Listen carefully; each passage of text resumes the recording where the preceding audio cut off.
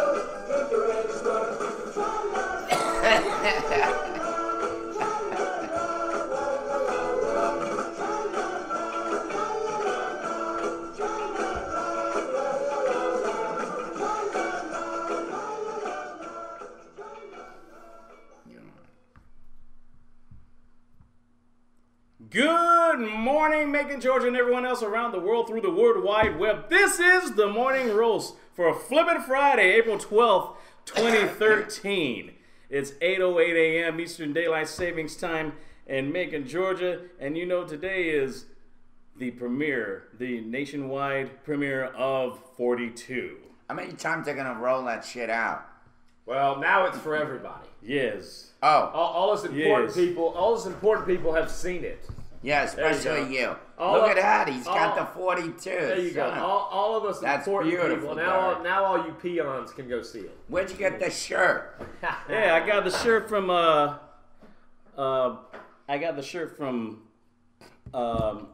Locker. Hell, did you pull Foot a Locker. stick out of your back pocket? Or are you just happy to see me? No, he's got. No, Had to get this the is stick out funny. of it. He pulled my glasses out and I couldn't find my glasses. So he's sitting on my glass. Now he's sitting on wood. On wood. Yeah.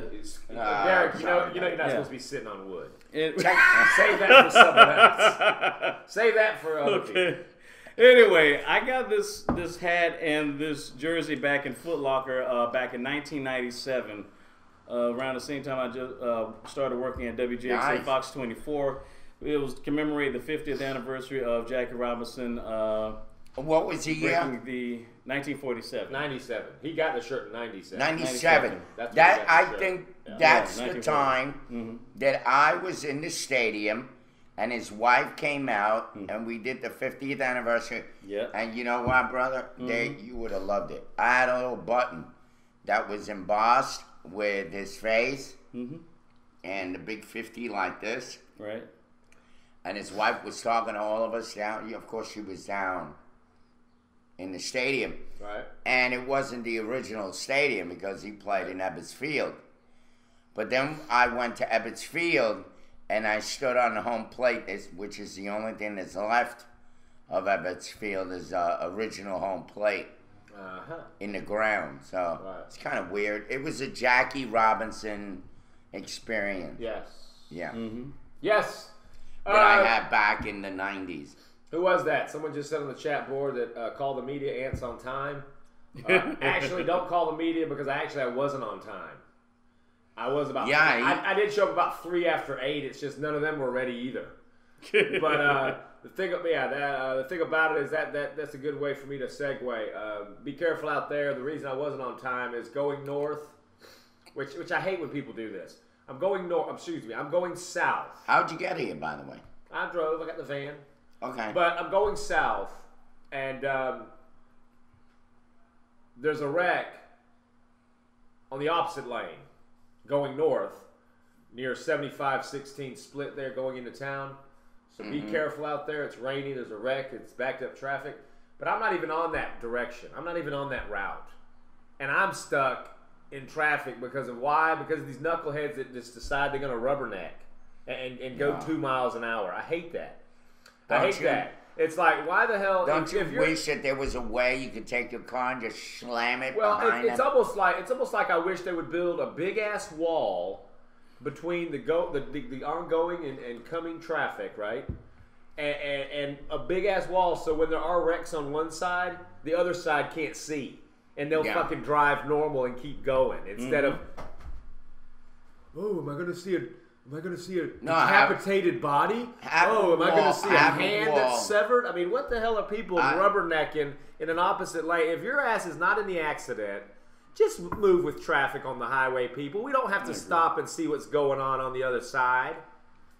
Anyway, I was late. That's what you get. I was late, but no, you weren't that late. Well, 3 hours. I got in here at 8:03. We're only 11 minutes in. I don't know how many times we started at that time. But yeah, I always thought of this. If you had a wall with razor blades on the side, right? Those sons of bitches will drive straight and they'll be wanting to get out of there so fast that they'll drive very quickly. How's that idea? They just need to keep driving. If you're not involved in the wreck, and if the wreck's not affecting the lane you're in, quit being nosy, people. I know we're in a nosy society. I know it's all about video cameras and reality shows, and everybody wants to, That picture of him, Derek, looks like you. I know that we're in a nosy society. It's the whole 1984, it's. I want to see. Everything. I want to look. Right. I want to look good. I want to see myself on the big screen, which reminds us now back to 42. Yes. What do you think of the movie, Derek? Since you finally saw it. It was incredible. It was good. Incredible. Very good movie. Now, did you see yourself? Because you knew better where to look. I thought I saw a flash of you, but I might be wrong. I did saw a flash of myself, but I have to have a pause button. Well, that's the way mine is. My blur is kind of like with me with the Elton John concert. Mm-hmm. Yes, I'm just glad to see it because it's a good movie. Out of all the 16 movies that I've acted in, 12 of them feature length, four of them short film. This is probably the first time I actually saw it in a movie that actually went and played in theaters before it went straight to DVD. Oh, that because most of them I've been. Most of them, if not all of them, prior to this one, went straight to DVD. Right. Wow! I thought you were going to say what I said online a couple of days ago was. This is the first big budget movie. I was an extra in that I actually liked the movie. Because most shit I've been extras in, most stuff I've been extras in, I don't like the movie or haven't seen the movie. Here's what I thought he was saying, or what he was going to say. This is the longest movie that I have been in. In other words, the longest camera time. But then I realized, no, that's not true. Right. The most that I acted in, a 2-second part walking by. It's the longest you've seen. The longest that they saw. You get it? Yeah, I get it. In a roundabout way. Terry Wilson, welcome. You need a T.L. Wilson is on. Terry, thank you. Terry, what did you think of the movie? Terry, what do you think of the movie? What about Liz Fabian? Who said that? The Telegraph. He said by Liz Fabian. Yeah, we don't know what you're talking about. I guess the storm. He said it was storming last night. Oh, yes. As a matter of fact, I want to talk about that. Terry Wilson gave me this message. Reason why I was so terrible last night and early this morning with the rain and all. You were stuck in that, no? We were for a while because it was raining hard during the movie, at least during the last half hour of it. Right. There was a tornado watch for most of Central Georgia until 4 a.m. As far as the rain was concerned. That's why we had the severe thunderstorm from last night. Macon was in that area. Oh, that's a big area. Macon, Warner Robins, Butler, Thomaston, Griffin, Eatonton, Milledgeville, Sandersville, Warrenton, Carrollton, LaGrange, Columbus, for this brick house. And Dublin, among other surroundings. Unadilla, Maracus, all over. I'm not too worried about unless that thing is really, really strong. In some parts of Augusta, we're pretty good in this house. This thing is like a fortress. Yeah, you got a brick house here. It's mighty. Mighty. Let it all hang out. Yes. Welcome. It is the Morning Roast, 8:15. It's about to be 8:16. It is Flip It Friday. Mm-hmm. It is Friday. It's 69 degrees outside. Flip It Friday. So what Derek, since now that you've seen the movie, and I didn't want to go too much into it yesterday's show since you didn't see it, and I wasn't going to spoil it, and now that Terry's on and she's seen it, and whoever else is on that's seen it, what were your strongest parts of that movie, you thought? And what was the weakest part of that movie? The strongest parts of that movie were... And pick anything. I guess you can pick an actor, you can pick the writing, you can pick whatever. What do you think? A moment. What do you think was what touched you the most in that movie? Well, there was a lot of things. The whole damn movie. The whole movie. I really did like the part where the guy, where Harrison Ford was talking to the guy, I think he was the owner of the Phillies, because he was, or the general manager of the Phillies. It says we're gonna have the forfeit the game, or you just can't. You can come. The Dodgers can come, but just have to go without Robinson. And then and he says, and Harrison Ford, as Blanche Rickey says, well, okay, but I'm telling you, if you don't come on the field, we will definitely win as forfeit. And I don't have a problem with that because a W is a W. Right.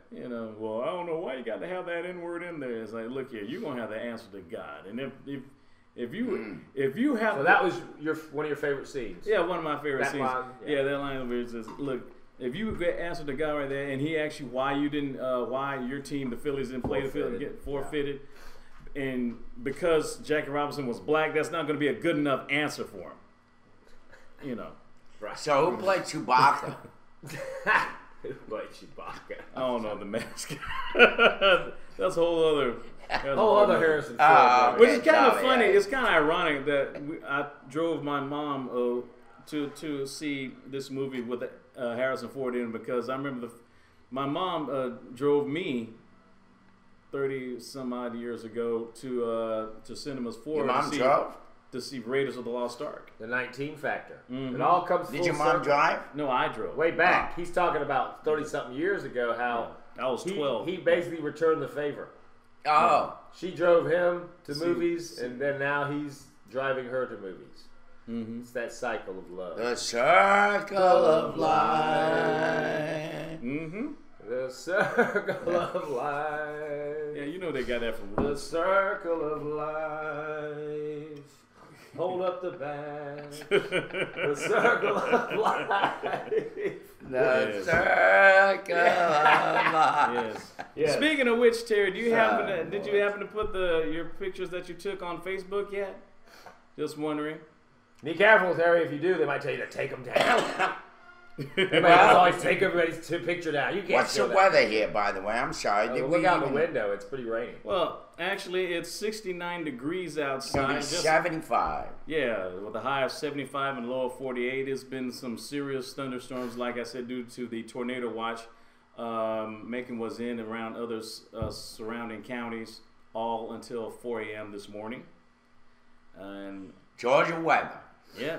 So since you guys went to the movie, I met up with you guys yesterday before the movie. I didn't go to it again last night, but I met with you guys. You didn't go? Not last night. I couldn't because Elizabeth was at the Yeah, this is the Rickett moment. But I went to the little pregame thing they had at McAllister's. McAllister's and I hung out with these guys, some of these guys there. Chris Payne and Terry, David Hightower, Chuck Clark, Derek, his mom. Was the mayor there? No. This was he went the first day. He went the day I went. He was too special. Yeah. He was too special. He got to go before that. But no, it was fun hanging out with these people, and and I would have gone and seen it again because I liked it. It was a good movie, but I had to get Elizabeth out of the play around 10:45. Right, which was what, at 11:30 last night? 10:45 or so is when she gets out of the play. But yeah, Gamer Girl said 100% rain here all day today. I'm getting the Macon weather today without the tornadoes. Well, this weekend's a wing dang dinger in Macon. We got the Soapbox Derby Sunday. I guess all of us are going to go to that. I just pray to God it doesn't rain. Well, it'll rain it out. Yeah, that'd be terrible. Certainly will. So we're going to that, right? You're picking me up. Yeah. But you got to be ready because I won't get you early. I'll be ready. Are you kidding? I'll be ready at 7 in the morning. I still get up at that time. Maybe you sleep. Even when we're not having a show. Right. Well, we did find out, staying on the movie tip, we did find out, they are starting to film Need for Speed here in Macon soon. Right. They're going to be what? Filming Need for Speed. Oh. A movie apparently based on a video game I never heard of. That shows my age. No, I have know. no clue what this video game is. Even I know the video game. Really? Yeah. Never heard of it. It's I think the whole premise is stupid. You just drive and race, right? Yeah. Yeah, well, yeah. At least you're filming it and enjoy it. It's not going to be a big hit. Yeah. It'll be a big hit with It might 14 be. and 15-year-olds. It might be. Well, I found out a little bit of something. We were talking about this yesterday. I found out a little bit of where they're filming, and they're going to be all around downtown. So Good. Cherry Street, Second Well, Street. we need the. Behind. I still got to talk to Terrell. I'm so pissed off at him. Afterwards, I start to think about it. This guy's so selfish. What, the ticket thing? Getting the ticket Yeah, to the show? I mean, come on, man. Yeah, well, now you're right. ridiculous. I would have given you the heads up had I known. I mean, he has my phone number. Well, also, if I had known the whole thing on Wednesday was going to be a bunch of politicians also, because I had no clue that's what it was. I thought that it was mainly, the way the email sounded, it was just a bunch of people that were connected to the Macon Film Festival. They had every hobo in town in there except for me. But then it also was like, hey, if you're running for office or if you are in office, you're invited to it also. And in that case, you fit in perfectly. That You're was a running for office. lost, incredibly lost opportunity. And I hate, good opportunities being wasted or lost. Right. That's what it was. Right. Well, speaking of opportunities, this week I have no files on any Macon police officers from Precinct 3. Why because not? that's what I'm going to go check on because they did not get them to me yet. So I'm thinking, uh-oh. Because they're supposed to get them to me in 3 days. I requested the next 2. I emailed the lady Sunday night for her to get it Monday morning when she got to work. It is now Friday. She has not gotten back with me. Yeah, they're probably scared. Well, what's funny is one of the ones I requested this round is a female officer from Precinct 3 whose name has shown up in 2 other files I've already gotten. And I'm thinking, okay, is this woman like really a bad seed? Probably. And now they don't want to give me hers because it's going to be this thick, Well, and because she's shown up in 2 other ones already that I've already gotten. And I'm thinking, and that was the whole reason I picked her as the next one. I thought, wait a minute, this woman officer is in these others, or in 2 of the 4 ones I've gotten so far. Let me get her file. Yeah. And I've requested that 5 days ago, and it's yet to be. And they were real good about the last 2. The last 2 I requested them. And then a day later, I get an email. Your files are ready. Go pick them up after 2. I was like, wow, that was good. But this time, I don't know what's wrong. they're holding back They're gone. because That's all right. I'm gonna go probably down there and somebody get in command said, no, don't do that. But they have to. They have to. It's the Open Records Well, Act. yeah, they they can't. have They to. can't It doesn't hold them mean back. they're going to. Well, yeah, they are going. They are going But, to. They are going to. But I would just get on that. I'm gonna go today. Stay I'm stay gonna go on today that because shit. they were. not- I want these two a week. I want 2 or 3 a week. So Never give a sucker an even break. Something like that. P.T. Barnum, I believe, said that. Yes. Did you ever see that Broadway show, P.T. Barnum? No, I didn't. Great show. Is it? Yeah. Never saw it. Don't know if I ever will. Oh, I saw one time, and I hate to segue into this, but, we're talking about talent, we're talking about movies. Right. Now we're going to talk about Broadway. And by the way, how's Acting. your daughter holding up? She's she loving really it. loves it, right? She loves it. She's actually ready to go out for the next one. And I think your daughter's going to be auditions for the next musical at Theater Macon. It's Les Mis. Yeah. They got the rights to do Les Mis. Yeah. All right. And the auditions are this Sunday and Monday, 14th and 15th I have a of April. feeling your She daughter's wants to go out for career it, so. Okay. is going to double yours. Well, good. Because it should. It should. It should. But what I'm saying is, the reason I'm saying that is because that's how it usually works. It was your father, Yes. then it went to you, Well, yeah, there were some extra. and then Right. she's the one that's going to be the real. Right. Well, You're just going to have to keep her head in a box. though, she's starting a lot earlier than any of us did. But anyway, going back to and thank God for Hopefully, that. I'll get my Yeah. niece, not Chloe, but the older niece. She's 14. How old is the older one? She's 14. 14, yeah. Do you know how much you can later on profit from this? If you have a He's thinking movie, about profiting. if you have a movie with your daughter, Yeah, it's not. That would be about tremendous. Yeah, but Father it's not, and daughter. It's not about. I mean, like that. Martin Sheen And then and throw not him all- in it's as a not- token black no, I guy. don't want- Are you kidding me? I don't want to throw him a bone because I'm related to you thing. No, I don't want that at all. I'm just saying. She does There's what an she opportunity does. for you to do Yeah, that. she does what she does, and if she makes it and she wants to continue that career when she gets older, fine. If not, that's fine. She was too. pretty good in the commercial. I'm not gonna too. follow. I'm not gonna make her go. We're not stage mothers and fathers. I'm not one of those people to force I'm my just kid to saying, do there's that all shit. sorts of Yeah. opportunities. There for are. There are. you. And okay, let's Well, go she back should, to Broadway. Because at this point, I'm just prepared to eventually like make it in something halfway big and decent as an old guy. I figure they say if you keep at something, eventually it'll pan out, right? Yeah. The whole thing is perseverance. So I figure at this rate, I'll just wait till I hit about 75, and then all of a sudden they'll put me in a movie like that old lady they put in the Titanic. Yeah, exactly. Who was an actress back in the 40s. No one knew who the hell she was. Nope. And it's like, hey, we're going to give her a new And then career. she died a at few weeks 89 later. or something in Well, she Titanic. didn't die a few. No, Well, no, not a couple few. years. She But died a that's few what's- months That's what's going to later. happen to people like me. Is I'm going to just finally have that little smidgen of a break when I'm about 90 years old. It's like, who's that guy in that movie? Yeah, give him a necklace. And you let actually, him throw and it you in the actually water. get, yeah, Yeah, and you actually get yeah. an Oscar nod tomorrow. I don't believe in awards. Yeah, right, man. Come on. No, at that point, what I would do then is I'd be so damn old, I would go up there and I'd get it and I'd go, thanks, but I'm going to give this to my daughter or somebody, and I'd give it to somebody in my family. Mm-hmm. There you go. What do you Take think it on about the her shelf. throwing that necklace in the ocean? She should have gone with it. That movie, and people hate when I say this because everybody loves that movie. That movie really is a horrible movie. Yeah. If you break down Titanic as far as the acting and the writing and the directing, it's not a good movie at all. Yeah. It's the only movie you have to. It's a catch-22. You have to see it on the big screen because it's not worth seeing on the small screen. That's You've got to see the spectacle of the ship of the sinking. ship going down. That's and the only it's gotta thing be it's huge, worth. Yeah. So the thing about it is, if it didn't have that going for it, it's a shitty movie. It really is. Yeah. It really is. If you saw it If on you a break television it down, screen. it is not a good movie. It's not Unless you well have a big acted. It's screen. not well written. So if you or had to choose, anything. so if you had to choose between watching Titanic or the Poseidon Adventure, I would pick the original Poseidon Adventure. Okay. any day. Yeah, Because the at least it's a Poseidon little Adventure better. I really like. Yeah. But The original. But Titanic, Yeah, the original. you have to see on the big screen. I felt so bad for because Shelley you- Winters. You can't Yeah, I watch did it. She too. reminded me of my mother. I did Right. too. She I reminded me swear of to my you. grandmother. Yeah, she reminded me of, isn't that weird? Yeah. She reminded me of my mother. And it was like, oh, Shelley, don't die. Right. But then she Right. died. Right. Yeah. And of course, she wasn't really dead. Right. But, Right. boy, and Hagman was pretty good. Gene Hackman. Yeah. Yeah, he was a very hero. Yeah, well, Gene Hackman's always been a good actor. Gene Hackman. What did I Yeah. say? You said Hackman. You were thinking of J.R. Speaking of Yeah. Jackie Robinson, J.R. Yeah. Oh. No. Oh, But, so let's go back. Broadway. Yeah, Broadway. Broadway.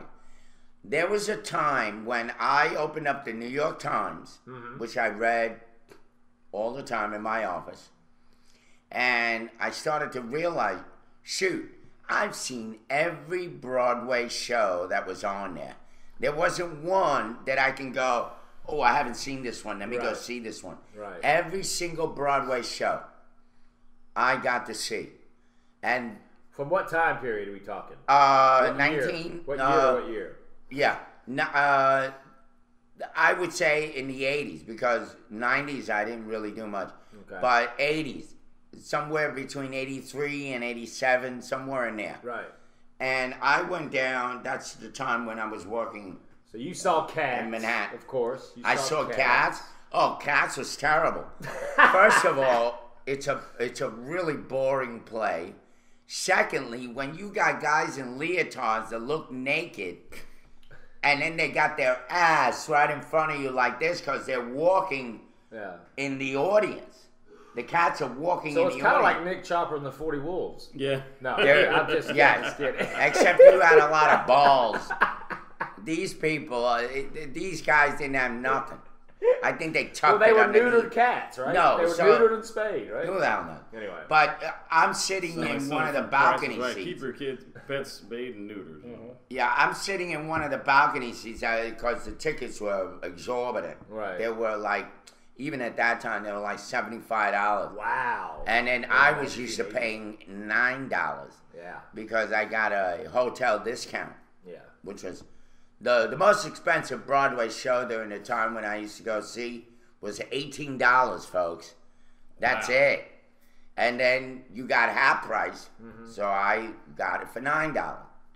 And but I had to pay full price for cats, right? There were no discounts for cats. That's right. It was too hot. It was too hot of a show. Right. Well, I went in there. It was hot, all right. Pussy's expensive. Yeah, It yeah, costs a lot of very money. expensive, especially in New York. And so all And of a Vegas. sudden, I see this guy coming through the balcony, and he's walking across like the railing, Uh-huh. and he's got his ass in like all these people's faces. Well, I mean, I he's a said, cat. "Holy That's what cats crap." do, right? That's What? what cats do. Cats come Yeah. and rub against you, and they stick And their then ass in your face. the guy that helped me start my ministry, John Leggio, he was in Cats. So when I went to see it, he was in it.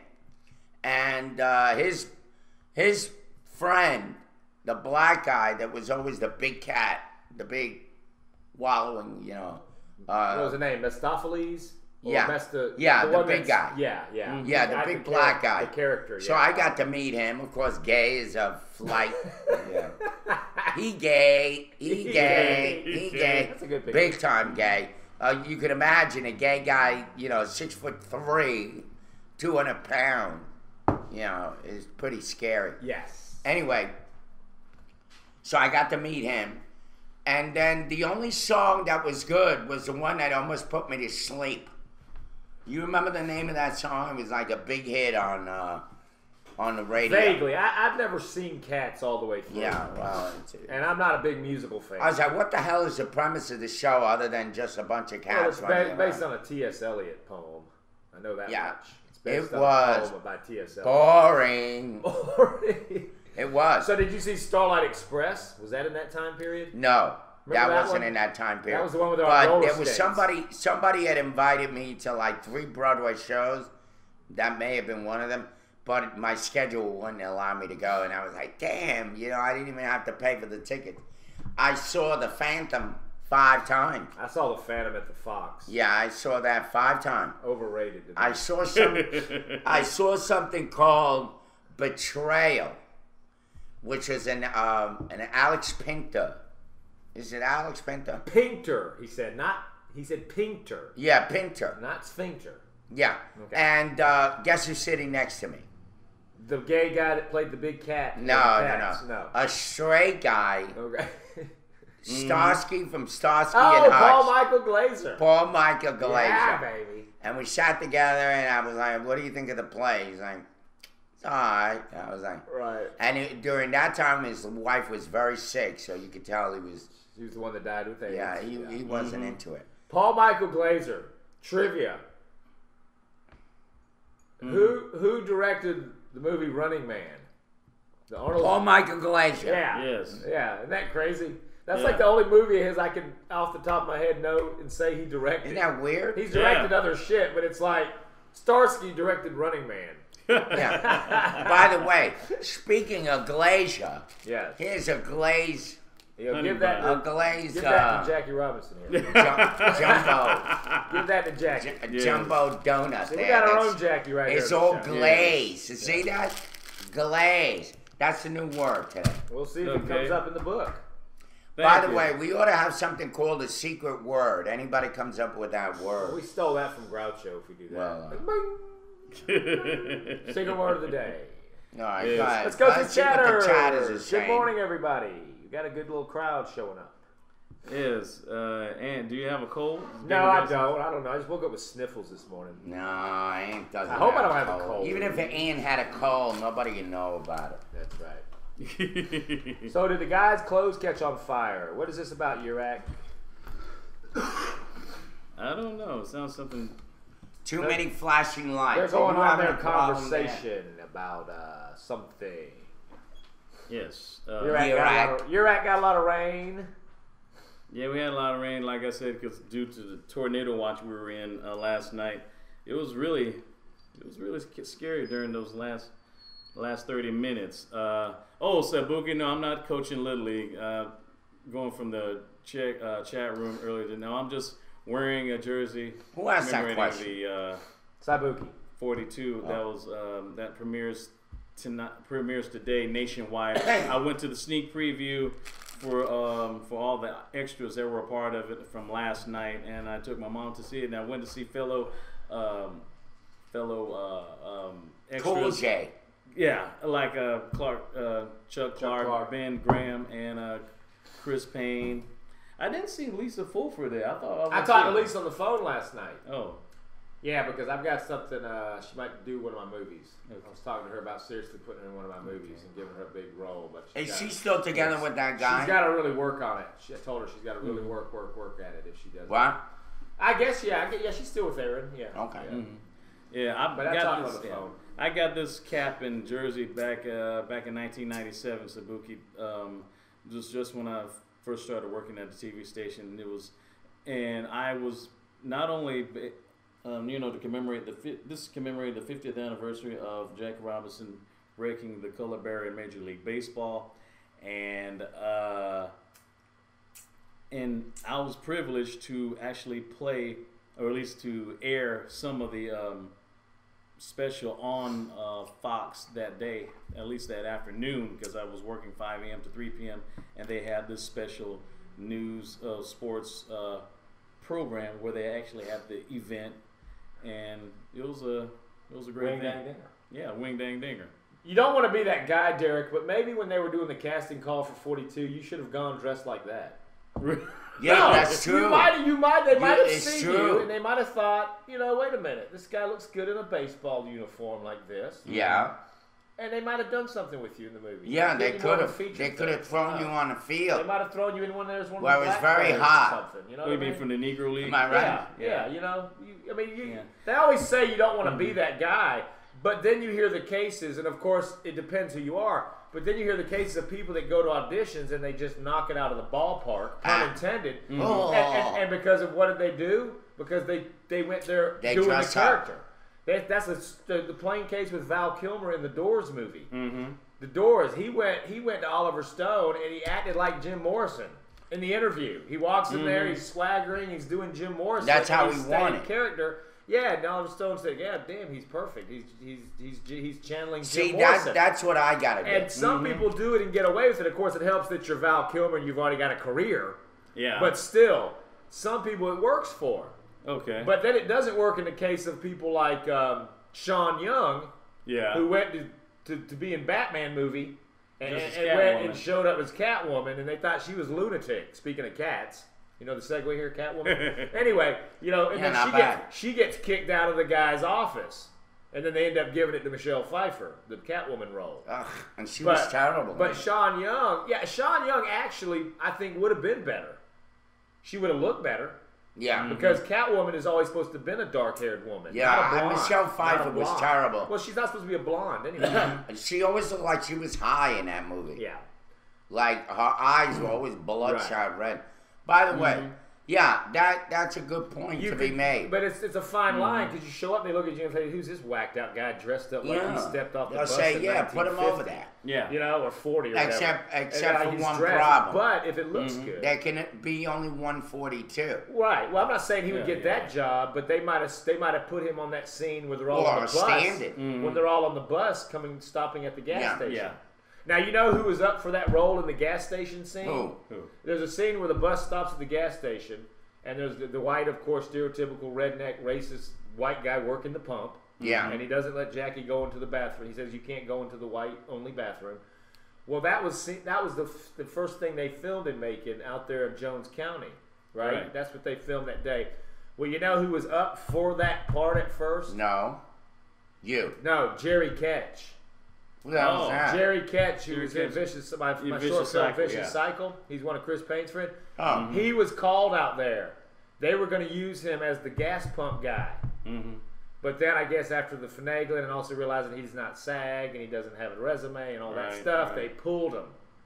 They pulled him during that whole shoot, and he basically sat around the end of the building out of the sight of the camera while they filmed because they had already busted him out there. And then last minute, they brought in this actor from Atlanta, who's the guy that made the cut. That's the guy pumping the gas. But yeah, I remember when. Are you part of SAG? No.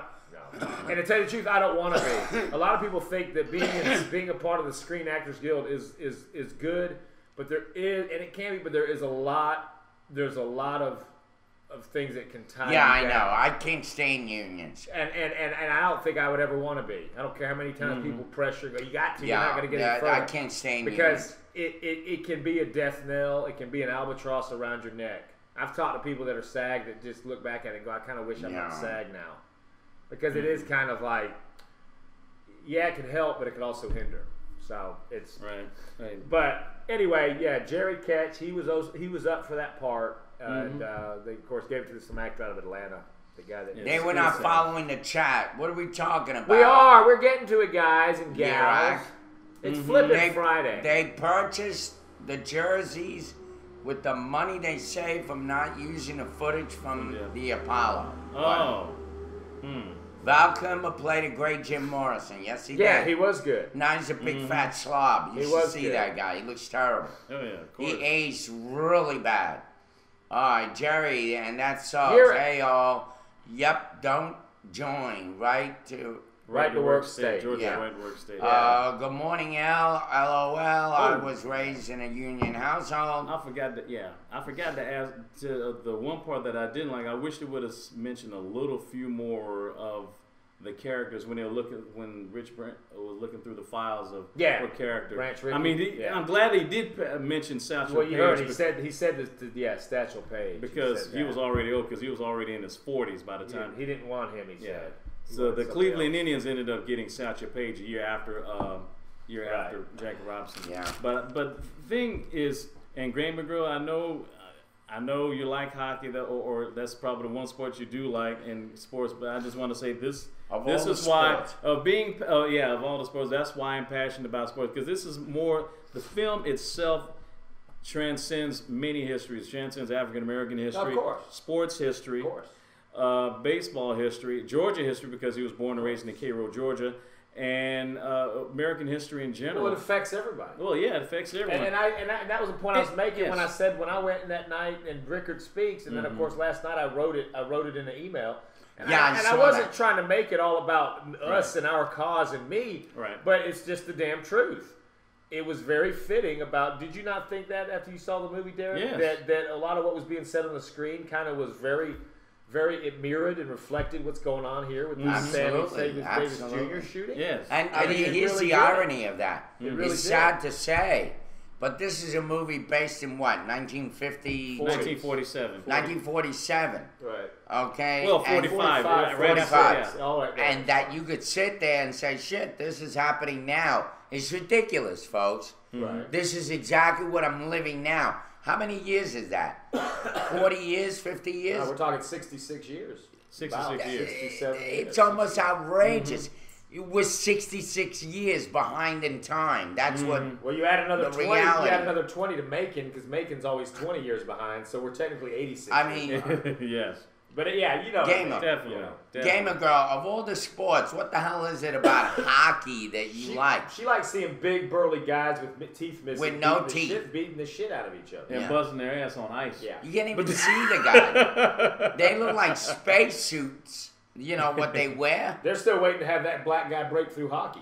Well, they already have. Well, I know, I'm just making a joke. They're never going to have I say hockey's a the black guy whitest sport, and it's not just because of the snow and ice. It's a big racist. There's been 15. There's been like at least 10 to 15 hockey players that have been playing over the last 50, 60 years, though. Yeah. That's actually, I think baseball. that big gay actor that was in Cats went on to play hockey, Irvin. So where's the Jackie Robinson of hockey? Okay, let me He's go going and see. Here we go. The first one. Let's look at who was the first Jackie Derek Robinson is going to of look up hockey. the first black guy to play hockey professionally. Yeah. Then I want to know the first black guy that played basketball, because they took over. Okay. I will probably. As he looks that up. As I look that up, Black History in Ice Hockey. It's 8:45. This is the first hour. There was a team. There was the Colored Hockey League of the Maritimes, which began in 1895 as an initiative of Black Baptist churches in Nova Scotia, Canada. We got you by about. But are they really considered blacks? Years. Those people over there, Black Canadians. Well, it's Canada. I mean, it's kind of. It's like Americans. It's like frozen. It's like frozen America. It's too cold to be racist over there, because it's kind of. Well, first of all, it's too too cold to burn across in the blizzard. So Yeah, that way. and What's up, for, Broser? And for their blood to boil. Black Canadian. What's up, Broser? I know, really. Get it? Hoser? Yeah. You know what? Even like the black Englishmen, I have a hard time believing they're black with that Well, accent. we talked about Hello. that. Michael Felton. I'm like, dude, We've talk got- like a ghetto man. We've got to bring Michael Felton on. Gamer Girl Okay. yesterday said she All loves right. a black man. Okay, with an Willie English O'Ree. accent. Oh, look at that. Willie O'Ree. A guy named Willie. Willie O'Ree is referred to as the Jackie Robinson of ice hockey in the NHL. There we go. Due to breaking the black color barrier in the sport, he was called up to the Boston Bruins of the NHL to replace an injured player. He made his NHL debut with the Bruins on January 18th of the 1957-58 NHL season against the Montreal Canadiens, becoming the first black player in league history. O'Ree is still heavily involved with the NHL in promoting the league's diversity program all over North America with amateur, youth, and adult hockey players. See, that, So that, he's still alive. that probably just doesn't make a very interesting kind of heart-wrenching story. Yeah, I know. If you do the Willie O'Ree story, it's just kind of like, okay, we're calling you up because a guy got injured. You know? Yeah, and you're he's not replacing missing an any injured. teeth. You're replacing an injured guy. By It's the not way, like, it doesn't have all the stuff that the Jackie Robinson Gamer story Girl has. says I have a Yeah. black guy on my team. We have Simmons. He is one of the greatest on our team. Well, That's good. I can see that. I can see that because if you ever see the science, and this is why this is more than just a sport. This is how sports are supposed to unify a community, not divide it. Yeah. When you had like one of my friends told me when he was teaching hockey to these inner city guys, he realized you use the same type of strategies in basketball that you do with hockey because you have 5 players on a hockey team just like you have 5 Right. players on a basketball team. team. And you use those same type of skills of coordinates But and then it's also kind of comparable to soccer. It's kind of like soccer also. Mm-hmm. Yeah. Because, you're hitting something in the net. She sent us a link, so I don't Gamer know. Girl loves this topic. See, she says you can talk sports all day if it's about Yeah. hockey. Yeah. But I thought Marco you didn't like Malti. sports, Gamer Girl. Mm-hmm. I thought you were the one that used to get upset when Derek was She doing likes sport. hockey. Yeah, she likes But hockey. I mean, I like I'll wear one of these days. I'll wear the jersey, my hockey jersey that I wasn't a player. You got but- a Willie O'Ree jersey? No, I didn't really read, but I do have a Making Whoopee hockey jersey Yeah. that I bought back in the day. I just Uncle it's just one of the- Monty. it's a Yeah. really good sport. I mean, if you get into it, it can be really Not right exciting. now. But I just do love baseball because you don't have to be a certain height requirement or weight requirement to play baseball compared to About the football. same Baseball timing takes as all Football you. and types. basketball, yeah. Yeah. It takes all It's about types, the all same sizes. timing as you. I mean, Babe Ruth was You just big, smoked was your last chubby one. as hell, but yet he was able to hit over 700 home runs. Yep. And plus You have any big bucks? Plus, when it like the movie footage just transcends all of many types of history, as I mentioned before. Yeah. Because, and looking over, I wish they would have mentioned. Well, Satchel Paige. I wish it would have mentioned Josh Gibson. As I Yeah, said. there were a few things I wish they had not left out, but we know they can't. They have to cut it. Yeah, I mean, there's so It'll many go things to on put for in. 5 hours. It'd If be you like know. 2, 3, 4 hours. But- That's true. Yeah, well. But yeah, it was well done. But seeing what he went through, and not saying that I was totally oblivious to it. Right. But the thing was, I guess due to the Dr. King's legacy, they always try to make African Americans, particularly African American men, more like this, but particularly in certain situations, more like the modern day noble savage. Like Right. Native Americans, you feel empathetic because they're taking his land like. That's a hell of a. Well, I mean, that's basically what many white Americans thought about it. Like, gee, if I was in that particular, they're taking my land and giving me smallpox and all this type of stuff and screwing me over like that, I'd be pissed off too. Drilling? Yeah. But, it's modern day, and if you ever see it in Glory, they always had like, I sure wish I would need to fight. Like, come on, you're a soldier. You're not supposed to be that freaking wimpy. But, Right. but because of that and because of King legacy, we always have to be shown passive in a way. Right. Basically like a pistol packing Bagger Vance. Right. Gamer Girl says, why don't you guys try out for The Walking Dead? I did way back. They are casting now for it. Yeah, I mean, I just never said. I told the story. I should go. Yeah, you'd be good, Irvin. Make you like a little Yeah, ass, like make a you a little short- ass zombie coming after somebody. Yeah, exactly. Go fuck yourself. Come here, you bastard. Ranger. Come here, you scumbag. Fuck Let me off, talk man. to you. That would be awesome. I love it.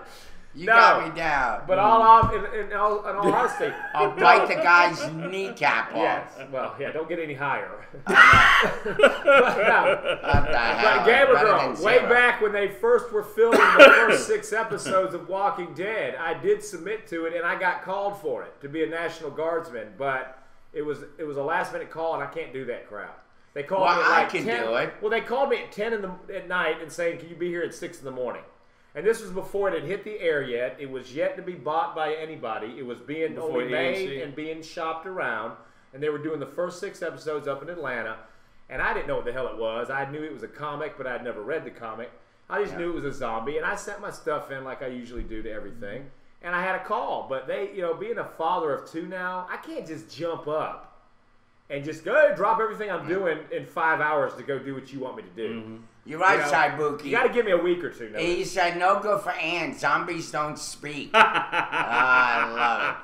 Irv can break Yes. the Puerto Rican barrier on The Walking That's Dead. right. That's right. I'll be like, mira, ven aquí, carajo. Me cago en tu You would padre, look awesome, man. You would look awesome motherfucker, made up my like a mother used zombie. to say. You would look awesome made up like a zombie. I don't think Thank you, I don't brother. think cultural awareness doesn't My matter when mother- you're a zombie. I guess. Yeah. This is how my mother cursed at you. Yeah. Motherfucker. Yeah. Hijo de la gran puta. What were you telling us outside Roasted yesterday about what your mom would say? That's And- my and- mother's yeah, but voice you right said, now. You said some phrase that made no sense to us, and you told us what it meant yesterday. What was I that? can't remember that. There was some phrase you said your mom said. It sounded like you said, "Is he hungry?"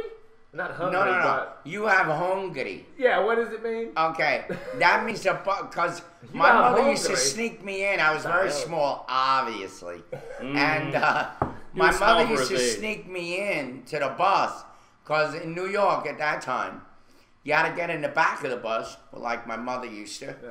and This is the story of 4 foot 2 inches. yeah, and so it was impossible for you to get, past that bus driver Right. if you was 7 years old. Right. But of course, 6 years old was a cutoff point. Right.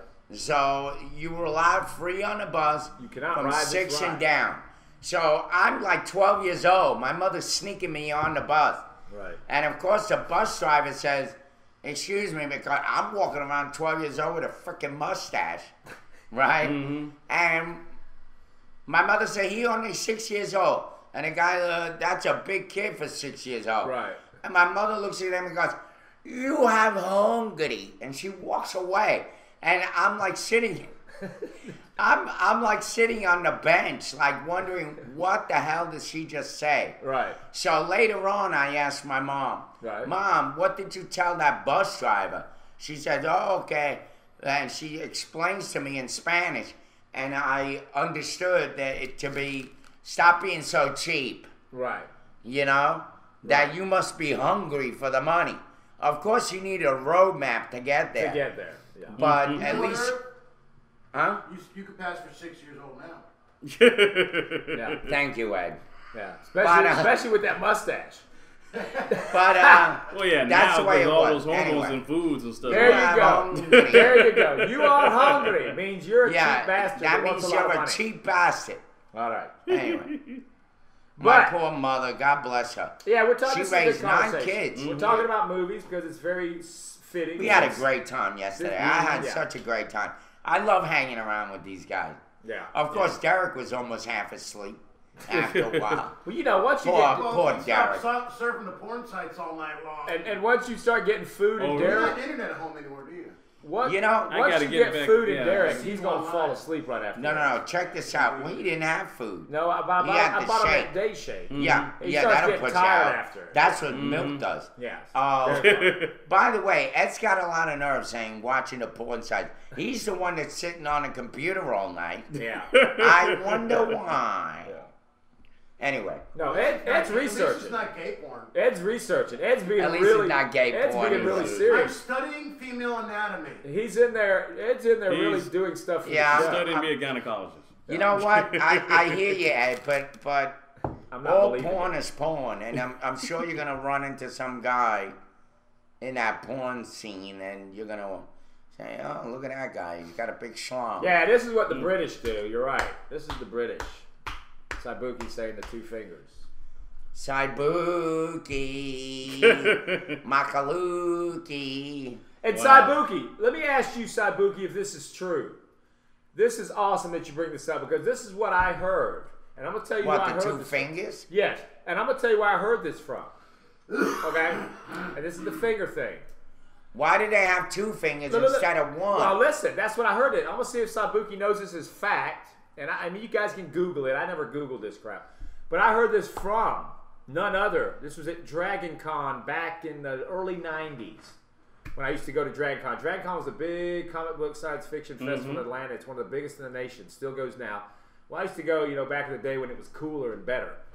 Well, Anthony Daniels, who played C-3PO, was one of the guests for many years. A lot of the Star Wars guys would show up. Anthony Daniels was really laid back, cool guy, British guy that would just kind of hang out, didn't act pompous, didn't act better than all his fans, would just hang out. And one night he was up in the one of the hotel lounge bars, hanging out, just having a drink, and people were talking to him. He had told a story that this is how the finger came about, and maybe the British one too. And he said that it goes way back to, I guess, around the time of the Knights and the Crusades and the fighting. Yes. That what they would do is if the enemy captured the archers, the ones who shot the crossbows, They would cut your fingers they off. would cut their finger off so that they could no longer do their job. Which finger did they cut off? Well, they would cut the ones you would use to pull the string back. To pull but you could always use these. So what they would You do wouldn't be accurate, though. is he said that they would cut the fingers off if the enemy caught you because that was your job and you could therefore not do your job as Did they scalp you too? as an archer. And so what it was is apparently, and it might have been like a little funny joke that Anthony Daniels was telling. Yeah. A little humor, a little British humor. But basically, he would say that that's how the fingers came about. That if they were unable to be captured and they were unable to be caught and therefore sliced, that would be the remark back to the enemy. It Oh. would almost be like, look, fuck you, I got my fingers still. No shit. Yeah, like it was a that show. makes sense. It was a show. Look at of, that. I We got a my little bit of fingers. history over Well, here. I don't know if it's true. got It took a though. long time So to get there, but Saibuki, shoot. Saibuki, being a British, not that every He British said person that. He knows. agreed with you. Did he agree? Yeah. Well, I didn't see that. Yeah, Okay. there he's saying the same He thing. had a laptop. Yeah. Okay. Also, I yeah. got something Which is else why. to Which is Hold why. on. Okay, Go ahead. I was just saying. Which is why when George Bush Senior, the president, went Right. to visit Australia, he was saying, peace mission. And then someone says, "Oh, go screw yourself, Bush," and then he just flipped it backhand because if you do the peace sign backhanded, That's right. that's also Oh, the this basic is middle it. finger. He was Yeah. basically telling Bush, I got my two fingers, you motherfucker. I can Oh, shoot well, with." I like what Basically. Uncle Malty says. He says, oh no, it was Winchester. He said, I like my middle finger. It always stands up for me. Yes. You know why Nice. the middle finger? Why the ring finger? Uh-huh. This finger here Uh-huh. on your left hand is used for your wedding ring Mhm. because it's one of the only veins in your body that runs to your heart. Oh, is that So right? the other This fingers don't finger? have that vein? This finger runs to the Those heart. other fingers don't Yeah. have that Ancient vein. Greek times. Oh, wow. That's awesome. I learned So- that on the TV show. That's what Ed learns when he's up late at night. He's not on porn. He's researching shit like that. Yeah, at 3 in he's the morning. fingering himself. Yeah, he's learning about Oh, fingers. okay. Stephen Game goes sit on right. Of course I'm Yep, right. it is right. Well, we're just giving a lesson on fingers today. Ducky on NCIS is always right. Hey, now I'm gonna see if it feels warm enough. Yeah. Okay. Anyway, coffee guy. You know why this one's called the pinky? Why? Because this one has the only vein that goes to your brain. No. Pinky in the brain. Oh, I thought it went to your That's- I Sorry. just made up bullshit. Wait a I thought minute. it went to your dick. Wait a minute. We're I want to take over the world.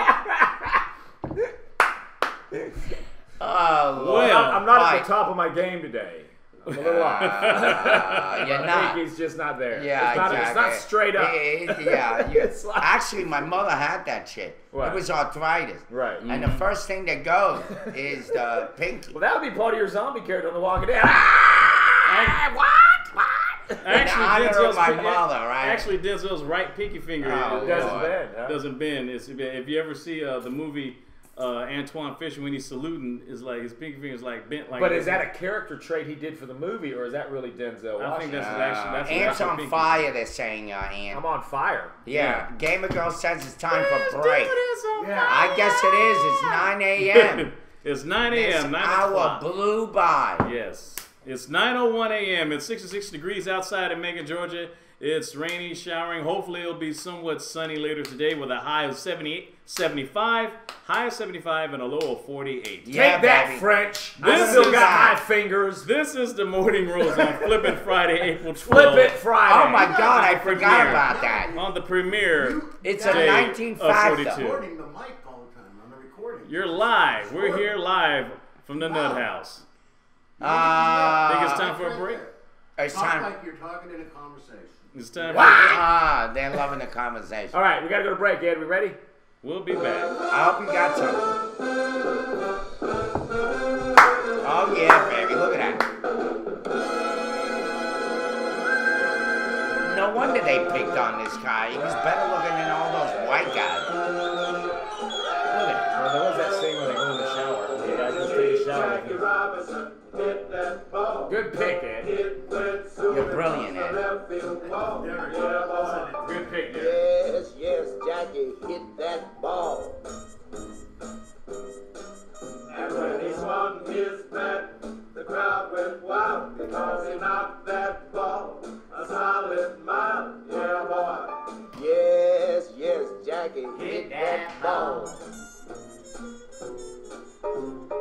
Satchel Paige is mellow, so is Campanella. Newcomb and Dobie too. But it's a natural fact when Jackie comes to bat, the other team is blue. Did you see Jackie Robinson hit that ball? Did he hit it?